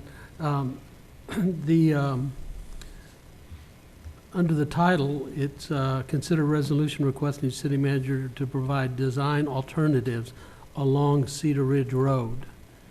So what you've shown us here today was the 4 areas of Cedar Ridge Road that you're Yes, sir. So what I envision with the product that we would bring to you, both in a briefing session for initial feedback and then for back in individual consideration, is an examination of each of the 3 sections, providing you with the volume counts for those areas, providing you with feedback regarding the pavement condition assessment, providing, and then based on those, saying this area, we recommend that the cross-section, given the right-of-way, looks like this, 6 lanes with 5-foot sidewalks, 4 lanes with 10-foot sidewalks, some other recommendation to be determined based on, the engineers. And again, when you get up to like segment 3 and accommodating the traffic in and around the high school, and then here's how it looks with the comprehensive plan. We'll make a recommendation, but then we'll present it to the council for your consideration and ask you which one do you think is, do you concur with our recommendation? Do you have a different recommendation? And then that will be the one that we direct the engineers to proceed with in terms of the final designs. Thank you. Mr. Cooks. Thank you, Mayor. Mr. Rainey, first of all, thank you very much for giving us this information. Man, I don't know what else I can add to what you just said. You've had a mouthful there, so thank you very much for the presentation. And I think really more so that you mentioned to us that when you started out the design and you gave this to our bond committee, that there was no study done, and then after getting your feet on the ground more so and looking at that we're getting ready to spend $4 million, that you're making this recommendation. I think that's a very smart financial move on you to come back to us and share that, especially since the bond committee was not given an opportunity to do that. And I know as I look at the comprehensive plan, I know the mayor mentioned it's a very thick book, but for those that are not familiar with it, here is here. I also believe it's on the website. Yes, sir. That they can look at as well. So with that and with the bond committee recommendation, I fully support what you're bringing back to us to talk about, because as I compared who was on the bond committee and who's on the comprehensive plan, there was a big overlap of great citizens that combined two, and some being the same, as well as some on the council currently that was on that as well. So I think it matches up very well before we spend $4 million to look at the study. So I want to thank you for bringing that to us to look for consideration. Thank you, Mr. Harvey. Thank you, Mayor. I want to commend Mr. Rainey and the staff for recommending such a study. I think it's important, given the amount of money that the community has entrusted us with to make improvements. I think it's good to proceed strategically and intelligently in terms of spending the taxpayer dollars, and I'm also would expect that as a result of the findings that are presented, there will probably be excellent rationale given for inclusion of completion of what we start with $4 million in future bond projects. So I think that's a very good way to move forward. So my compliments to you all. Thank you, Mr. McBurnett. Thank you, Mayor. And Mr. Ramey, I want to thank you for that as well. And Mayor, I just want to go ahead and make a motion that we approve. Thank you, Mr. McBurnett. We have a motion to approve. Is there a second? Second. We have a second by Mr. Contreras. Please vote. Thank you very much. The resolution is approved unanimously.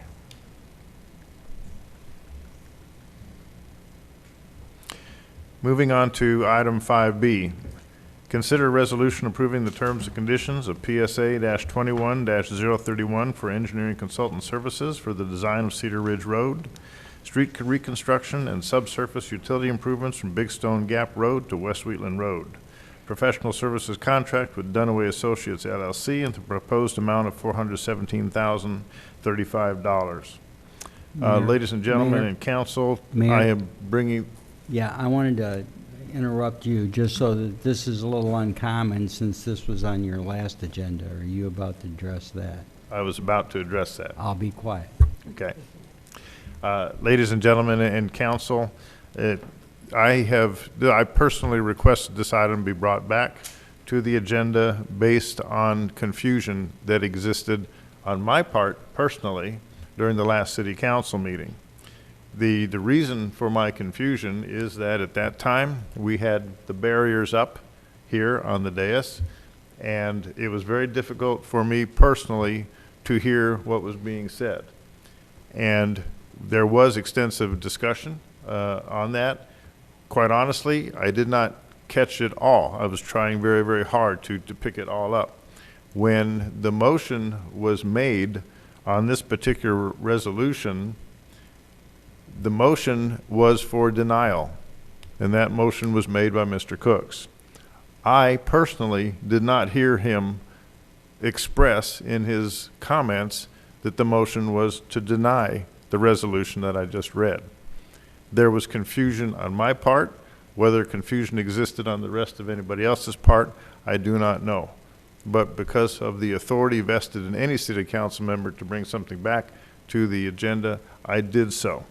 And I wrote an email, a formal email to the city manager, to the assistant city manager, and to our city attorney as well, expressing why I was confused, how I was confused, and that I was requesting that this be put back on the agenda. So that is where we are. So what I need to express to everyone is that this is a reconsideration of the resolution that has not changed. The resolution as written on our agenda and is in our package has not changed from the manner in which it was presented during our last city council meeting on May the 18th.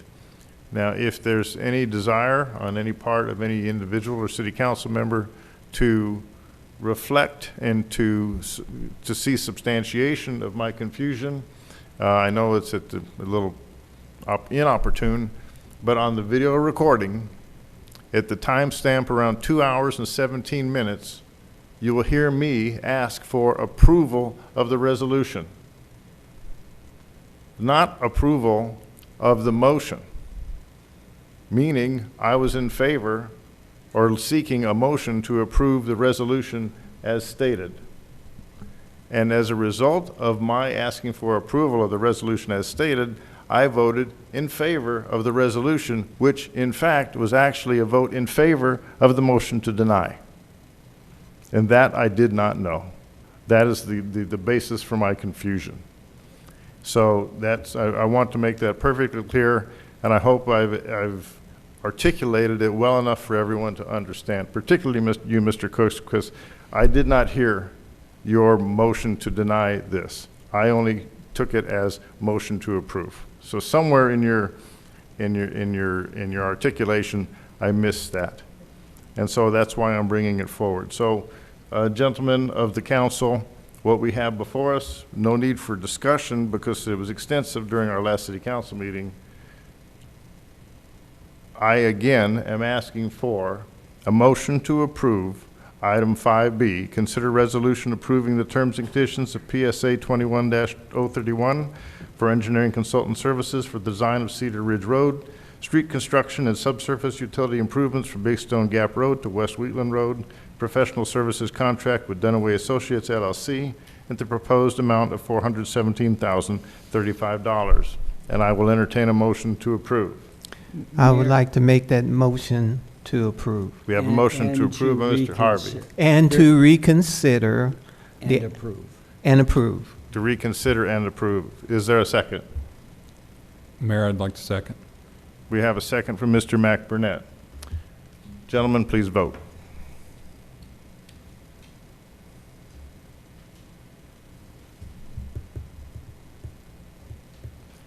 The resolution is approved with Mr. Mac Burnett and Mr. Kuntz disagreement.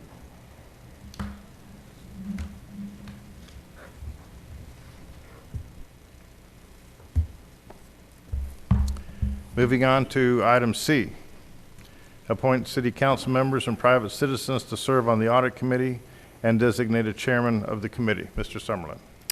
Thank you, Mayor and Council. So just wanted to remind everyone that the audit committee is chartered to assist the council to fulfill its financial compliance oversight responsibilities.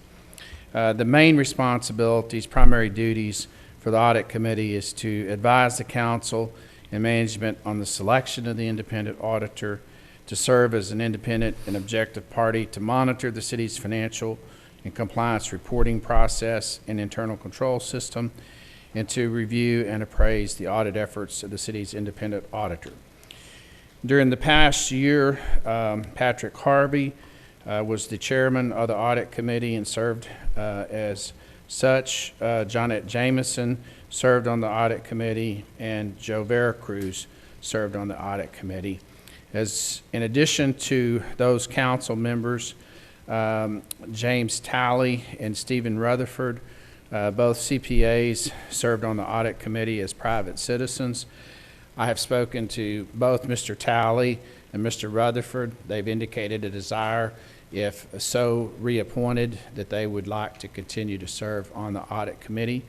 And with that, I'll turn it over to the mayor to proceed in the process of nominations and appointments. So I would need to ask Mr. Harvey if he wishes to continue as chairman of the Audit Committee. I would, thank you. And I would ask Mr. Veracruz if he wishes to continue as a member of the Audit Committee. Yes, sir. Then I will entertain a motion, I will entertain a nomination to add a city council member to the Audit Committee. Mr. Harvey. I'm looking right at you. Mr. Cooks. Mayor, before we do that, I'd like to serve on the Audit Committee this year. Okay. Mr. Cooks has volunteered to serve on the Audit Committee. I will entertain a motion to select Mr. Cooks to the Audit Committee. I'll make that motion. We have a motion to select Mr. Cooks to the Audit Committee. Is there a second? I'll second. Mr. Contreras has seconded. Please vote. Thank you very much. We have voted unanimously to select Mr. Cooks to the Audit Committee with Mr. Talley, Mr. Rutherford, Mr. Harvey as chairman, and Mr. Veracruz as the city council member continuing on the Audit Committee. Thank you very much. Moving on to item 5D, election of Mayor Pro Tem for 2021-2022. Ladies and gentlemen, in our rules of procedure, we do have parameters for selecting the Mayor Pro Tempore. If you use the true Latin, we abbreviate it to Mayor Pro Tem, but in the true Latin, it's Pro Tempore. And so understanding that a city council member must have been on city council serving for 1 year, and there can be no consecutive terms as city council. And so with that, the chair will entertain motions for the election of a Mayor Pro Tem for the City Council of the City of Duncanville. Mr. Contreras. Excuse me, mine's more of a comment, and I'd like to address this to Mr. Hager. And this is in respect to current Mayor Pro Tem Mark Cooks having only served a portion because of the circumstances that led up to his appointment date or selection date for this. And I'd like to ask Mr. Hager if there is anything within the bylaws or within the charter that would prohibit him from being a nominee. There's nothing in the Home Rule Charter 2.05 only says that they'll elect a Mayor Pro Tem from the members of the council, which is your constitutional document. You do have rules in effect, which I believe is Rule Sub 11 of Section A, and I'll read those for the council if you'll indulge me. Yes, please. A willingness to serve, so that's an easy one. The duties include presiding over city council meetings, schedule call meetings, representing the city at ribbon cuttings and other events. I won't read it verbatim. Mr. Hager, I can barely understand you. I'm sorry. Thank you. From time to time, the mayor may call on the Mayor Pro Tem to assist in representing the city when scheduling events occur. The Mayor Pro Tem shall have demonstrated leadership abilities and a good working relationship with his or her fellow council members and staff. Council members must have served a minimum of 1 year on the subject city council before being eligible to serve as Mayor Pro Tem. The council member should resist outside lobbying efforts by citizens on behalf of a particular council member or for a particular council district. In the final analysis, more than one council member may meet the criteria to serve as Mayor Pro Tem. A council member vote should be cast for one member as he feels can best serve the city as Mayor Pro Tem for the coming year. Since only one person can be elected Mayor Pro Tem, the remaining council members should not consider the vote of another member as a lack of confidence in their ability or disrespect to the citizens of the district for which they serve. No member of the city council shall seek or accept any favor, gift, or special consideration in exchange for a vote for the Mayor Pro Tem. The Mayor Pro Tem may be removed by a simple majority of the vote of the City Council. Should the Mayor Pro Tem office be vacated, the election to fill the unexpired term should be held by the second regular meeting of the City Council following the vacancy, and the City Council shall have developed an annual work plan and conduct a mid-year review of the annual work plan, which has nothing to do with the Mayor Pro Tem. So, that- Mr. Hager, the rules of procedure do state that there will not be consecutive terms. Yes. So, in answer to Mr. Contreras' question, consecutive terms of Mr. Cooks as pro tem, regardless of the duration of those terms, would not be permitted. Unless you suspend the rules, that'd be correct.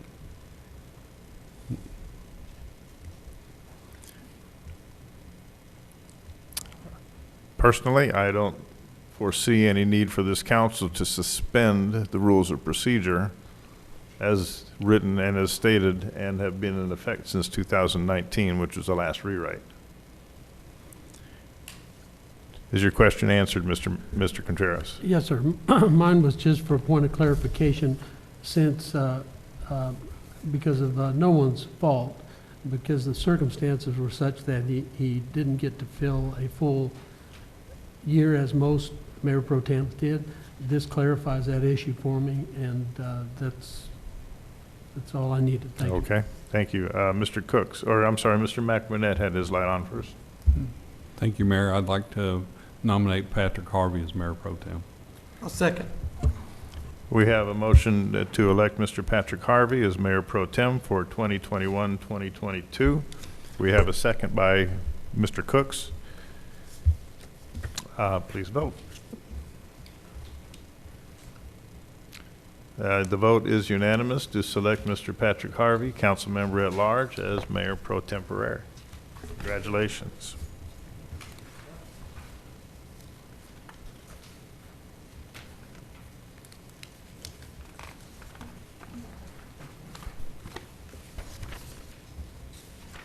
Moving on to item number 6, staff and board reports. Receive the Public Works Department quarterly report. Mr. Ramey, you're up again. Again, good evening, Mayor and Council.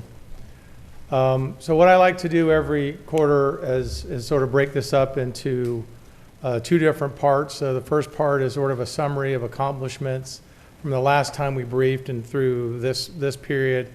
And then at the end, I always like to brief you all on our metrics from the previous quarter. So in this case, it would be second quarter from January 1 through the end of March.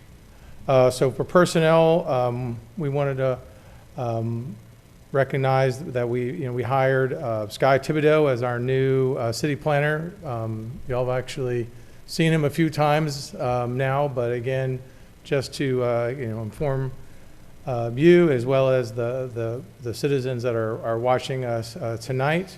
One thing that's happened since we've prepared these slides was Sky recently passed his AICP exam, which is the MIG city planning exam, as sort of the mark of their profession that for certification as a city planner. Please extend our congratulations to him. That is a wonderful achievement, highly professional achievement. Thank you. And then just moving forward into other public works accomplishments, we finished the Madrid Granada Alley last month. So that was replacing an old asphalt alley with poor drainage, with a new concrete alley with an improved drainage. In planning, the main accomplishment for planning was the adoption of the new zoning ordinance. For code enforcement, this was an area that we've been working on, working with the property owner on repaving their lot over at A1 Furniture Warehouse. As you see, this is the current sidewalk projects. We recently completed the West Park Estates sidewalks, and we are now moving into Marybrook Estates, which is the neighborhood just south of that. And again, just for council's information, we have a side, especially for new council, we have a crew within our street division, and their mission is to go into the neighborhoods where we have existing sidewalks and address all the issues with uneven pavement, broken sidewalks. We bring the ramps up to code, especially if we don't have any. And we've been just been marching through the city, neighborhood by neighborhood. And then again, we'll be moving south of Center Street into Marybrook Park, I'm sorry. Now we're moving into the metrics. And again, one of the things that I wanted to bring up for council as you go through, especially looking at some of the performance indicators for our utilities department and our street division, we are having significant manpower shortages in both those departments. And so you'll see a lot of our metrics are lower than we want, but we are running short 4, which is approximately, we're running about 75% strength in utilities and roughly 2/3 strengths in our street department right now, which has been affecting our performance. Mr. Ramey, if I might interrupt, I know that on social media, those personnel vacancies are out there. Yes. Are there significant requirements in terms of those individuals having background or experience, or is there a possibility of hiring folks that they would be new to that particular requirement? Yes, sir. We are definitely, and thank you for the opportunity to sort of promote opportunities within Public Works. But to answer your question, yes, sir. These are opportunities that really the only requirement is motivation and a desire to serve the citizens of Duncanville with their helping take care of their city. So with training, somebody new to that particular skill could be hired and be trained on the job. Yes, sir. And with external training that we will would send train them. to. We will help them get CDLs. If they're utilities, we will help them get their water licenses. So yes, we are definitely looking for folks to join our team. Very good. Thank you. Mr. Harvey. And just real quickly, Mr. Rainey, are we not required, I guess, by TCEQ, that's the first agency that comes to mind, to have so many license holders in the water system, operating the water system? I'm not aware of any quantity requirements, but all water and wastewater work must be done under the supervision of someone with a license. And so a Utilities 1 or Utilities 2, which is Utilities 1 is our entry level employee, they don't personally require a license, but our crew leaders and above do, because again, they're the ones that are supervising the work. And you're right, it must be done under the supervision of a licensed person, because especially with water, there's a particular way that everything has to be done so that we do not jeopardize the quality of our drinking water. Because I've heard this terminology kind of tossed around. When I listen to Public Works people, they say A, B, and C. So I think A is like way up there, and then I think C is kind of like a minimum. So, yes, so a Class C license is the license that you get after 2 years of experience, and that is the minimum requirement for field supervisor and below. We do encourage anybody to pursue higher certification. Our utility superintendent, however, does require a B certification, which, as you said, is the middle. And then just as another highlight, our utility superintendent does have an A water, and he recently got his A wastewater as well. And so our superintendent has the top level of certifications, but our field supervisors and our crew leaders have the C, which is what is required at their level.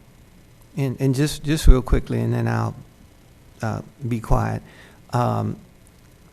I think there are other cities in the Metroplex that are having problems filling those positions as well, because, I mean, I'm trying to make this come out the right way, but it seems as if it's more profitable to not work than work is what I'm being told in my conversations. And of course, I just listen. So, but I'm just repeating what I'm hearing. I'm not advocating anything one way or the other. And again, I think you bring up a good point. I will equally share your opinion on that. I don't have any studies. I can tell you that within the, I'm part of the APWA, the Association of Public Works, and we do a directors roundtable, and this was a topic of one of our last roundtables, and that we brought it up, and the COG got involved, and we're trying to leverage the COG, of course, because they cover the whole Metroplex in trying to help us. But yes, we are not unique. Duncanville is not unique in our manning, but it is a challenge, and it does affect our ability to accomplish what we need to do. Thank you, Mr. Cooks. Mr. Rain, and I know our Duncanville High School, I know everybody, we focus on students going to college and getting their degree, and I definitely echo that and think they should as well. But we also have students who perhaps that college is not for them. And so my question to you is, I know there's programs at the high school, and perhaps those students who'd like to just be hands-on, have we reached out to the high school and see if there was any opportunity after they graduate to come over and talk about working, and then work them into a program to say, how do we get you into college as well as you're working through a work program? So have you considered that, or consider even students that's located at the junior college, and see if they're needing to work as well, that's already in that field? Yes, sir. And believe me, I know the HR department is really leaning forward in this. We've had conversations to your extent of reaching out not only to the Duncanville ISD, but other ISDs, typically to the south of us. One of the things that we brought up as well with the COG, because they have the bigger reach, was also having them reach out to TEA Region 9 and 10, which are the bigger overarching entities over all the public schools in both Tarrant and on the Tarrant side, and Fort Worth side, and the Dallas side as well. So we're definitely turning over as many stones as possible. And again, we're trying to take care of ourselves as well, but also trying to work with the COG and as a bigger level to try to gain those individuals. One thing I did want to highlight again on this slide is if you look at the valves exercised, and so I think this is a really good news story. Last year we requested that council purchase a valve exerciser for us, which was something that allowed us to take a job that used to take many people and turn it into a 1 or 2 person job, something with a lot more manageable that we could use. And as you can see, we've been out and really made some headway on exercising those valves. Again, the goal of that program is to make sure that those valves open and close when you need them to. We do not, when we were responding to water main breaks, the closer to the water main break that we can isolate, the less people are affected by it. And the key to that is making sure that those valves are ready, and it also helps us actually find them sometimes. Sometimes they're buried in the grass or buried under pavement. Again, looking forward to the next slide. The storage tanks inspection and the water storage tanks cleaning, that is a summer seasonal job, so you will not see those until later this year. And then the sewer manholes, Those are tied as part of the pipe bursting project, which we are finishing up now. That's the last phase of that construction, and like most things, as you can tell, construction-wise in Public Works has been sort of treading water because of all the rain. Looking forward to street maintenance. The big number that's affected our, again, our utility cuts is that, we have a goal of getting in with the permanent fix for any of our utility cuts. And that's lower than that, but again, it goes back to manning. The traffic cabinets, this is also more of a seasonal item for traffic cabinets. And then the signalized intersections, again, we phase through those as well. Looking forward to equipment services, as you see, the fire apparatus and patrol vehicles. The patrol vehicles are, as we've talked about before when we brought to you last council meeting, we've had 2 police vehicles that were totaled out. One is down at Siddons Martin. We were able to find 1 vehicle for the first car that was wrecked, and it's being upfitted that we found in Burleson.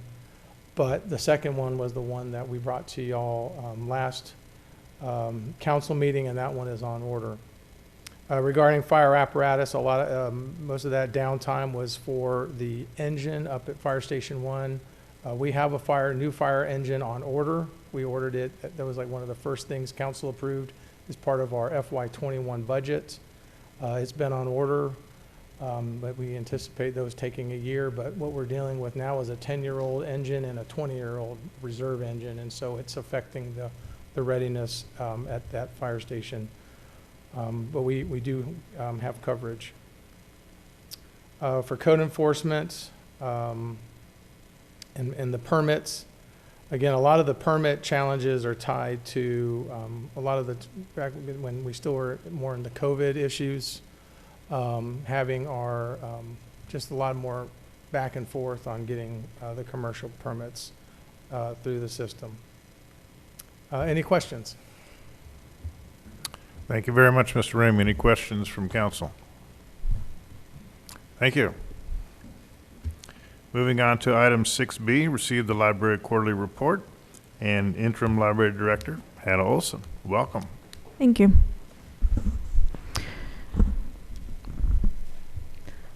All right, well, as he said, I am the acting library director, and I'm here for the library quarterly report.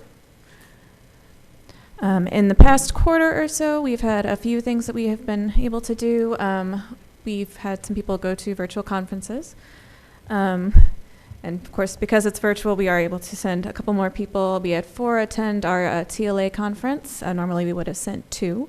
And then the Texas Volunteer Management Conference is a specialized thing. We have 1 person on staff who has great interest in volunteer programs and such, and so she was able to attend that. We were able, thanks to staffing changes, to expand our hours 10 to 6, Monday to Friday for May. And we are excited to say that our full hours will resume in June. More on that later. We have continued our weekly deliveries. That's a program that the people who participate really appreciate.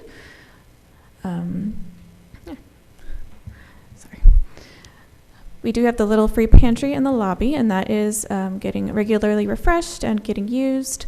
We also continue the Friday Food for Fines. And in our April blood drive, we found out that the blood gathered served hospitals in DFW, but also in Houston. We did have some personnel changes. Our library page, Pat Davis, retired after 22 and a half years of service. She's much beloved and is missed, but she is on to retirement now. We have a new part-time library clerk, Ashley Yanis. We're excited to have her, a former volunteer. Our spring activities and programs, we had a great season. It was all virtual. But we had 27 programs overall. We have our virtual programs, our virtual story times with Ms. D, our youth services librarian, as well as take-home crafts, which were well received. For spring break, we also had a special reading challenge and a virtual show. And now we can actually talk about the future. On June 7th, we will have our summer reading kickoff with free Kona ice, among other exciting things. It'll be Monday from 2 to 4. We are also starting our new hours on June 7th. It will be Monday through Wednesday evenings. We will be open, and we will be open on Saturdays again. We are also doing the Fine Forgiveness Week. Oh.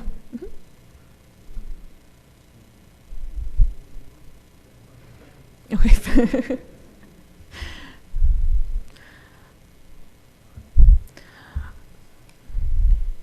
All right, so we've got our summer reading club coming up. The theme is Tales and Tales. We'll have virtual shows. It's all virtual again with take-home crafts. A decision had to be made back in the spring. But we will have our reading log program, and the grand prize is the 4 Kindle tablets like we have in past years. We are very excited that our in-person ESL classes and tech tutors are going to be able to return. Our Friends book sale has already returned, and we will have some more blood drives in the summer. In August, the Best Southwest Libraries have already had an interlocal agreement to share borrowing privileges among the cities. We are also merging our catalogs to kind of enhance that program, and so that change will happen. Duncanville will join Cedar Hill, DeSoto, and Lancaster for a combined catalog on August 2nd. And then we will have in the fall programs, more volunteer opportunities, and a Boo Bash drive-through on October 29th. I'm hoping for some good community participation with that. Any questions? Thank you, Ms. Olson. Very well done. Any questions? Don't go away. Don't go. Don't go away. Don't go away. Mr. Harvey. Sorry. I just wanted to compliment her. This is your first time out, so I don't think that was so bad. As a matter of fact, you kind of helped Councilmember Cooks because he apparently has some books in the corner of his house that's overdue, so you'll probably see him in a few days. Thank you. Mr. Coons. Mr. Coons? Yes, any particular challenges that you see facing the library right now?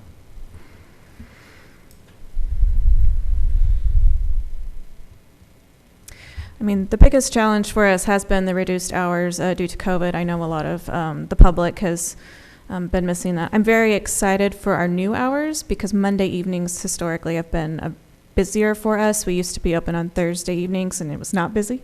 So I'm excited to see how that works out. I think at this point it's mostly maybe getting engagement back up and seeing how that goes, and looking forward to trying to re-enliven our programming going forward. Yeah. Thank you. Mr. Cooks. Oh, thank you. Great job as well. I agree.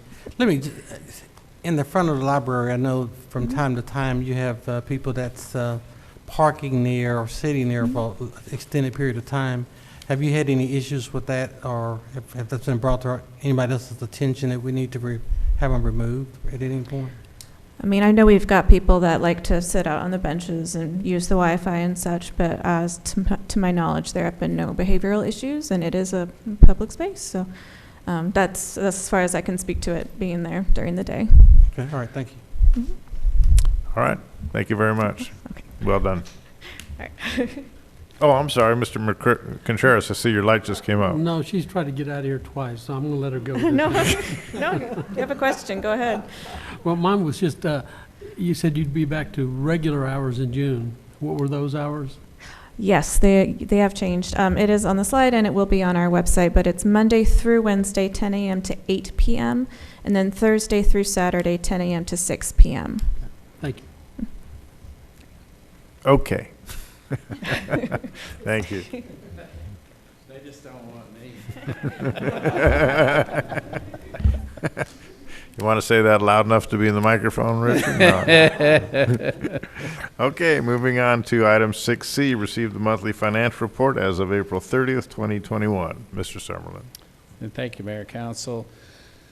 So, April 7th month of the fiscal year, and we would think that our benchmark that we would want to measure our revenues and expenditures, if they were occurred evenly over time, would be 58.3% of the budget. Our general fund ending unreserved fund balance ended at 21.2 million. That's 243 days of operations, and that's about 14.6 million in excess the benchmark 75-day reserve.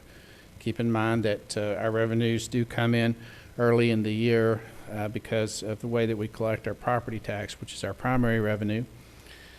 General fund revenues collected are 77.4% of the total revenue. Again, those property taxes are already at 100% of the budget, and that's about 1.1 million, or 6.6% higher than they were the same time last year. Sales tax revenues are about 3.2% higher than this time last year, and we have, of course, 5 months reflected because of the sales tax being 2 months in arrears. So continuing on, their general fund, the grand total of operating and project expenditures are at about 45.7% of the budget, so we're a little bit below that target. All operating expenditure categories are within the budget for the current period, and the operating expenditures are 46.9% of the annual budget. And then the project expenditure section includes a transfer out for our one-time fund for funding for projects. As I show each month, our here on the graph, looking at our revenues, the purple line assumes that our budget, our revenues are incurred evenly over time, but of course they're not. And so then the 3-year average on the blue line charts the actual revenues as they are incurred over time. And then the red line charts what our actuals are for the current year, of course, through April. And Richard, so the purple line, do we really then need not the purple line, the one that's just 3-year average, this blue line? Council can ask me to throw that out if they'd like. That just something that it's a piece of historical information to see how we stack up against the price 3 years, but that's certainly in the purview of the council. If you do not want to see that, I can remove it very easily. I guess I'm also thinking with year 2020, that average is really a true average of 3 years with 2020 the way it was, but the blue line really the previous 3 years. So I always kind of question that one. So that's just my thought. But go ahead. And lasering out the property taxes on this graph, you see how you have that metric rise from the end of November all the way through the due date in February for those property taxes. Pretty much everyone tries to get those in so that they don't incur penalties. And then you see that flatten off for the remainder of the year. And that's why our revenues are so far in advance of our expenditures.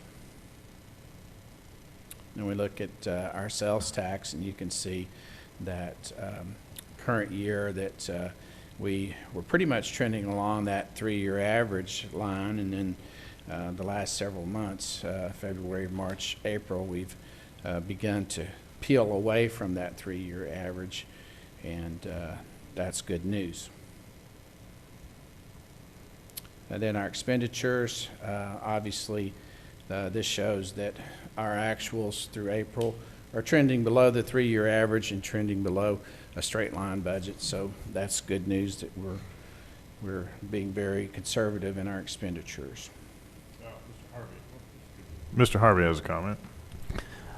Thank you, Mayor. Just real quickly, property taxes and sales taxes notwithstanding, which seem to be trending above expectations, are there any general fund revenues that are disappointing, and are we able to identify why? Absolutely.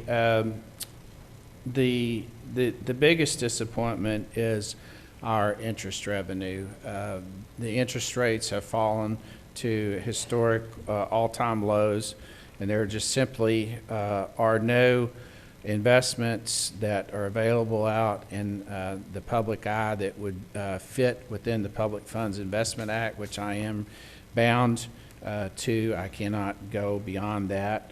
And so the last several times when I've went to bid for certificates of deposit, I've almost had to beg the banks to bid on, in fact, the last one that I did compared to a year ago, where I would receive 10 to 15 offers for my money at different rates, competitive rates. I saw this last time that we only had 2 people that even were interested in bidding on a CD for our money. Can we even get 1%? We cannot. Hmm. Yeah. The pools are paying approximately 9 basis points, and most of the CD rates that I've seen are hovering around 25 basis points at the very best, and you're lucky if you find one of those. So, yes, that's been really the biggest disappointment. And since we haven't officially adopted our revised budget, you'll see in the tables that the revised budget is still the same as the adopted budget. But in reality, as we've looked at this and we're preparing for the upcoming budget workshops, you'll see the revised budget come down dramatically on interest. One more thing. So I am hoping that council will have an opportunity as we go through this process the next few weeks to adopt an amended budget for this particular fiscal year. Yes. Okay, yes. Thank you. Mr. Cooks. Yeah, Richard, would you go back? Well, and you may have not covered this yet, but when you get there, please let us know. On certain projects, as you talk about funding or having funding to do certain things, and we don't have to name the projects, but at some point when we're thinking we didn't have the revenue to take care of things, you would tell us that here's where I located that revenue and here's where I could pull from to make this work. When you get to that on these charts, pull that out. Let me see a little bit more of that without telling you more about the project. You know, any projects that we had alone we needed additional funding for, you would tell us you've have funding for that particular project. So I guess I want to make sure when you show us that on these charts, one way or the other when you get to it. I'm not sure how I could show that on a graph particularly. Okay, if you can share that next time with us, that's fine as well. I mean, and I'll just tell you, every time we talk about projects, we talk about funding, and at some point you would come to us and say to us that you were able to get this revenue to take care of an expenditure. And you tell us verbally, but I wanted to kind of see it on these somewhere on charts on your future presentations. Richard, I don't think what he's asking for is a trend line graphical representation. I'm thinking what Mr. Cooks is looking for is some type of graphical representation in terms of where those monies would be coming from and the effect. Do I understand that? That's pretty clear. Yeah, that's good. Yeah, it's not necessarily as a trend line to what we're looking at today on these particular charts, but some different type of graphical representation on the pulling of those monies. Okay. However you might be able to do that. I'll have to give that some thought. I'm not sure exactly how I could show that, but I'll give that Okay, all right, thought. thank you. Yeah. Thank you, Richard. Continue. Moving into the utility fund, our ending fund balance is $1.4 million, and that's after we take out the $5 million that we've been trying to hold in reserve for the automated meter infrastructure project, and that approximates 25 days of operations, so that's below where we would like to be, which is a 60-day fund balance target. Of course, the water sewer revenues run a month in arrears, so this report only reflects 6 months worth of revenue. And the sanitation fund has an ending fund balance of $767,000, so approximately 68 days of operations.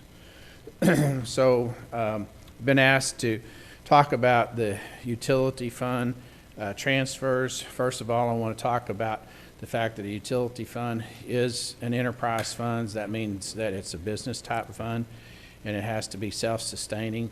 That means that there can be no transfers or support from other funds. And I wanted to point out that the general fund employees support the utility fund, and this is just a few examples. They provide accounting, budgeting, public safety, information technology, city management, human resources, public information office services to the utility fund and to all the other enterprise funds. And so for every enterprise fund, including the utility fund, there is a transfer to the utility fund to cover those costs. And so in the utility fund, it's the largest, and so each 5 years we do a water rate study to determine the appropriate amount of charges to water and wastewater fund to cover those costs. And also want to point out that we've not raised rates for the past 3 years, and our rates right now are well below the rates that were suggested within the study. And going back to this topic of transfers, the study determined that the transfer rate that's needed from the general fund to support the utility fund, the amount that was calculated was that we needed 15.37% to be transferred. But we currently, the calculation that I make only transfers 13.2%, which is well below the suggested transfer rate. Rich, Mr. Cooks, did you want to go back to 93, chart 93, or on this one? Just for a second, Richard, on the 5 million AMI, are we still at reserve for that, or did I hear you say we're actually at 3 million? We really, if you look at that, we only have really 3 million left because we've spent because we haven't raised rates in 3 years. We're spending down on that fund balance. So should we really then say that 5 million for AMI, or should we start saying now 3 million? Well, you can look at it however. I guess you could say that now we're only reserving 3 million. 3 million doesn't do very much for AMI. We've already determined that AMI is going to cost upwards of 8 million, and so I've kept the 5 million that's what we started out trying to preserve, but it's been eroded. So yeah, I could change it to 3 million. And I agree with you. I just wanted to just make sure if we keep saying the 5 million, there's really 3. And then on your slide 94, since you're there, since I have questions for you. Thank you for sharing. Duncanville has not raised rates for the past 3 years. That probably should be in red, and as well as below rates suggested in the study. So at some point, is there another study you will show us what the study is? Yes, this is the last year that the study covers, and so this next summer we should be endeavoring to embark upon a new study.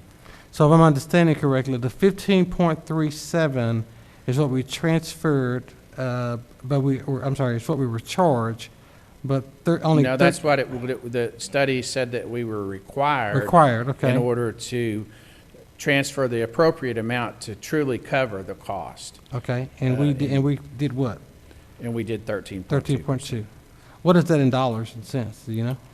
It's broken down into two different parts, and it's about right at a little over $2 million total. All right, thank you.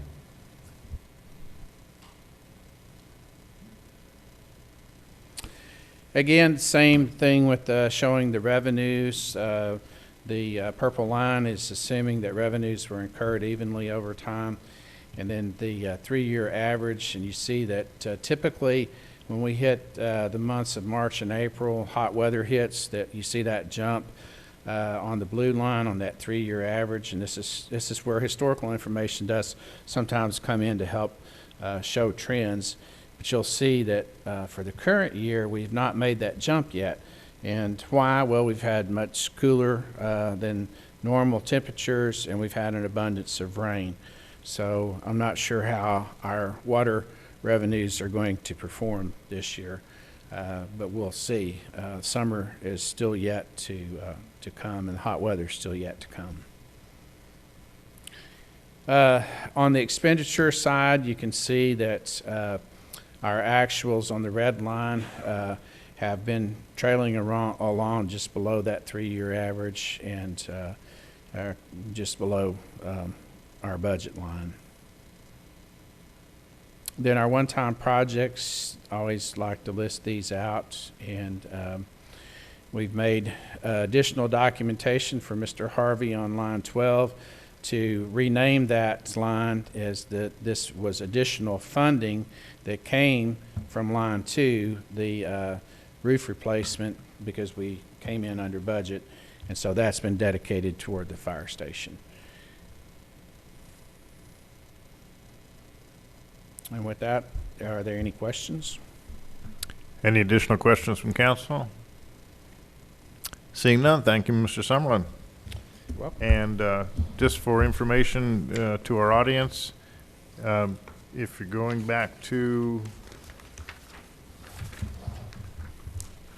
our briefing session, item 2E has been dismissed, and we will cover that as a council at a later time. So with that, we complete our agenda, and we are adjourned at 8:40. Thank you very much.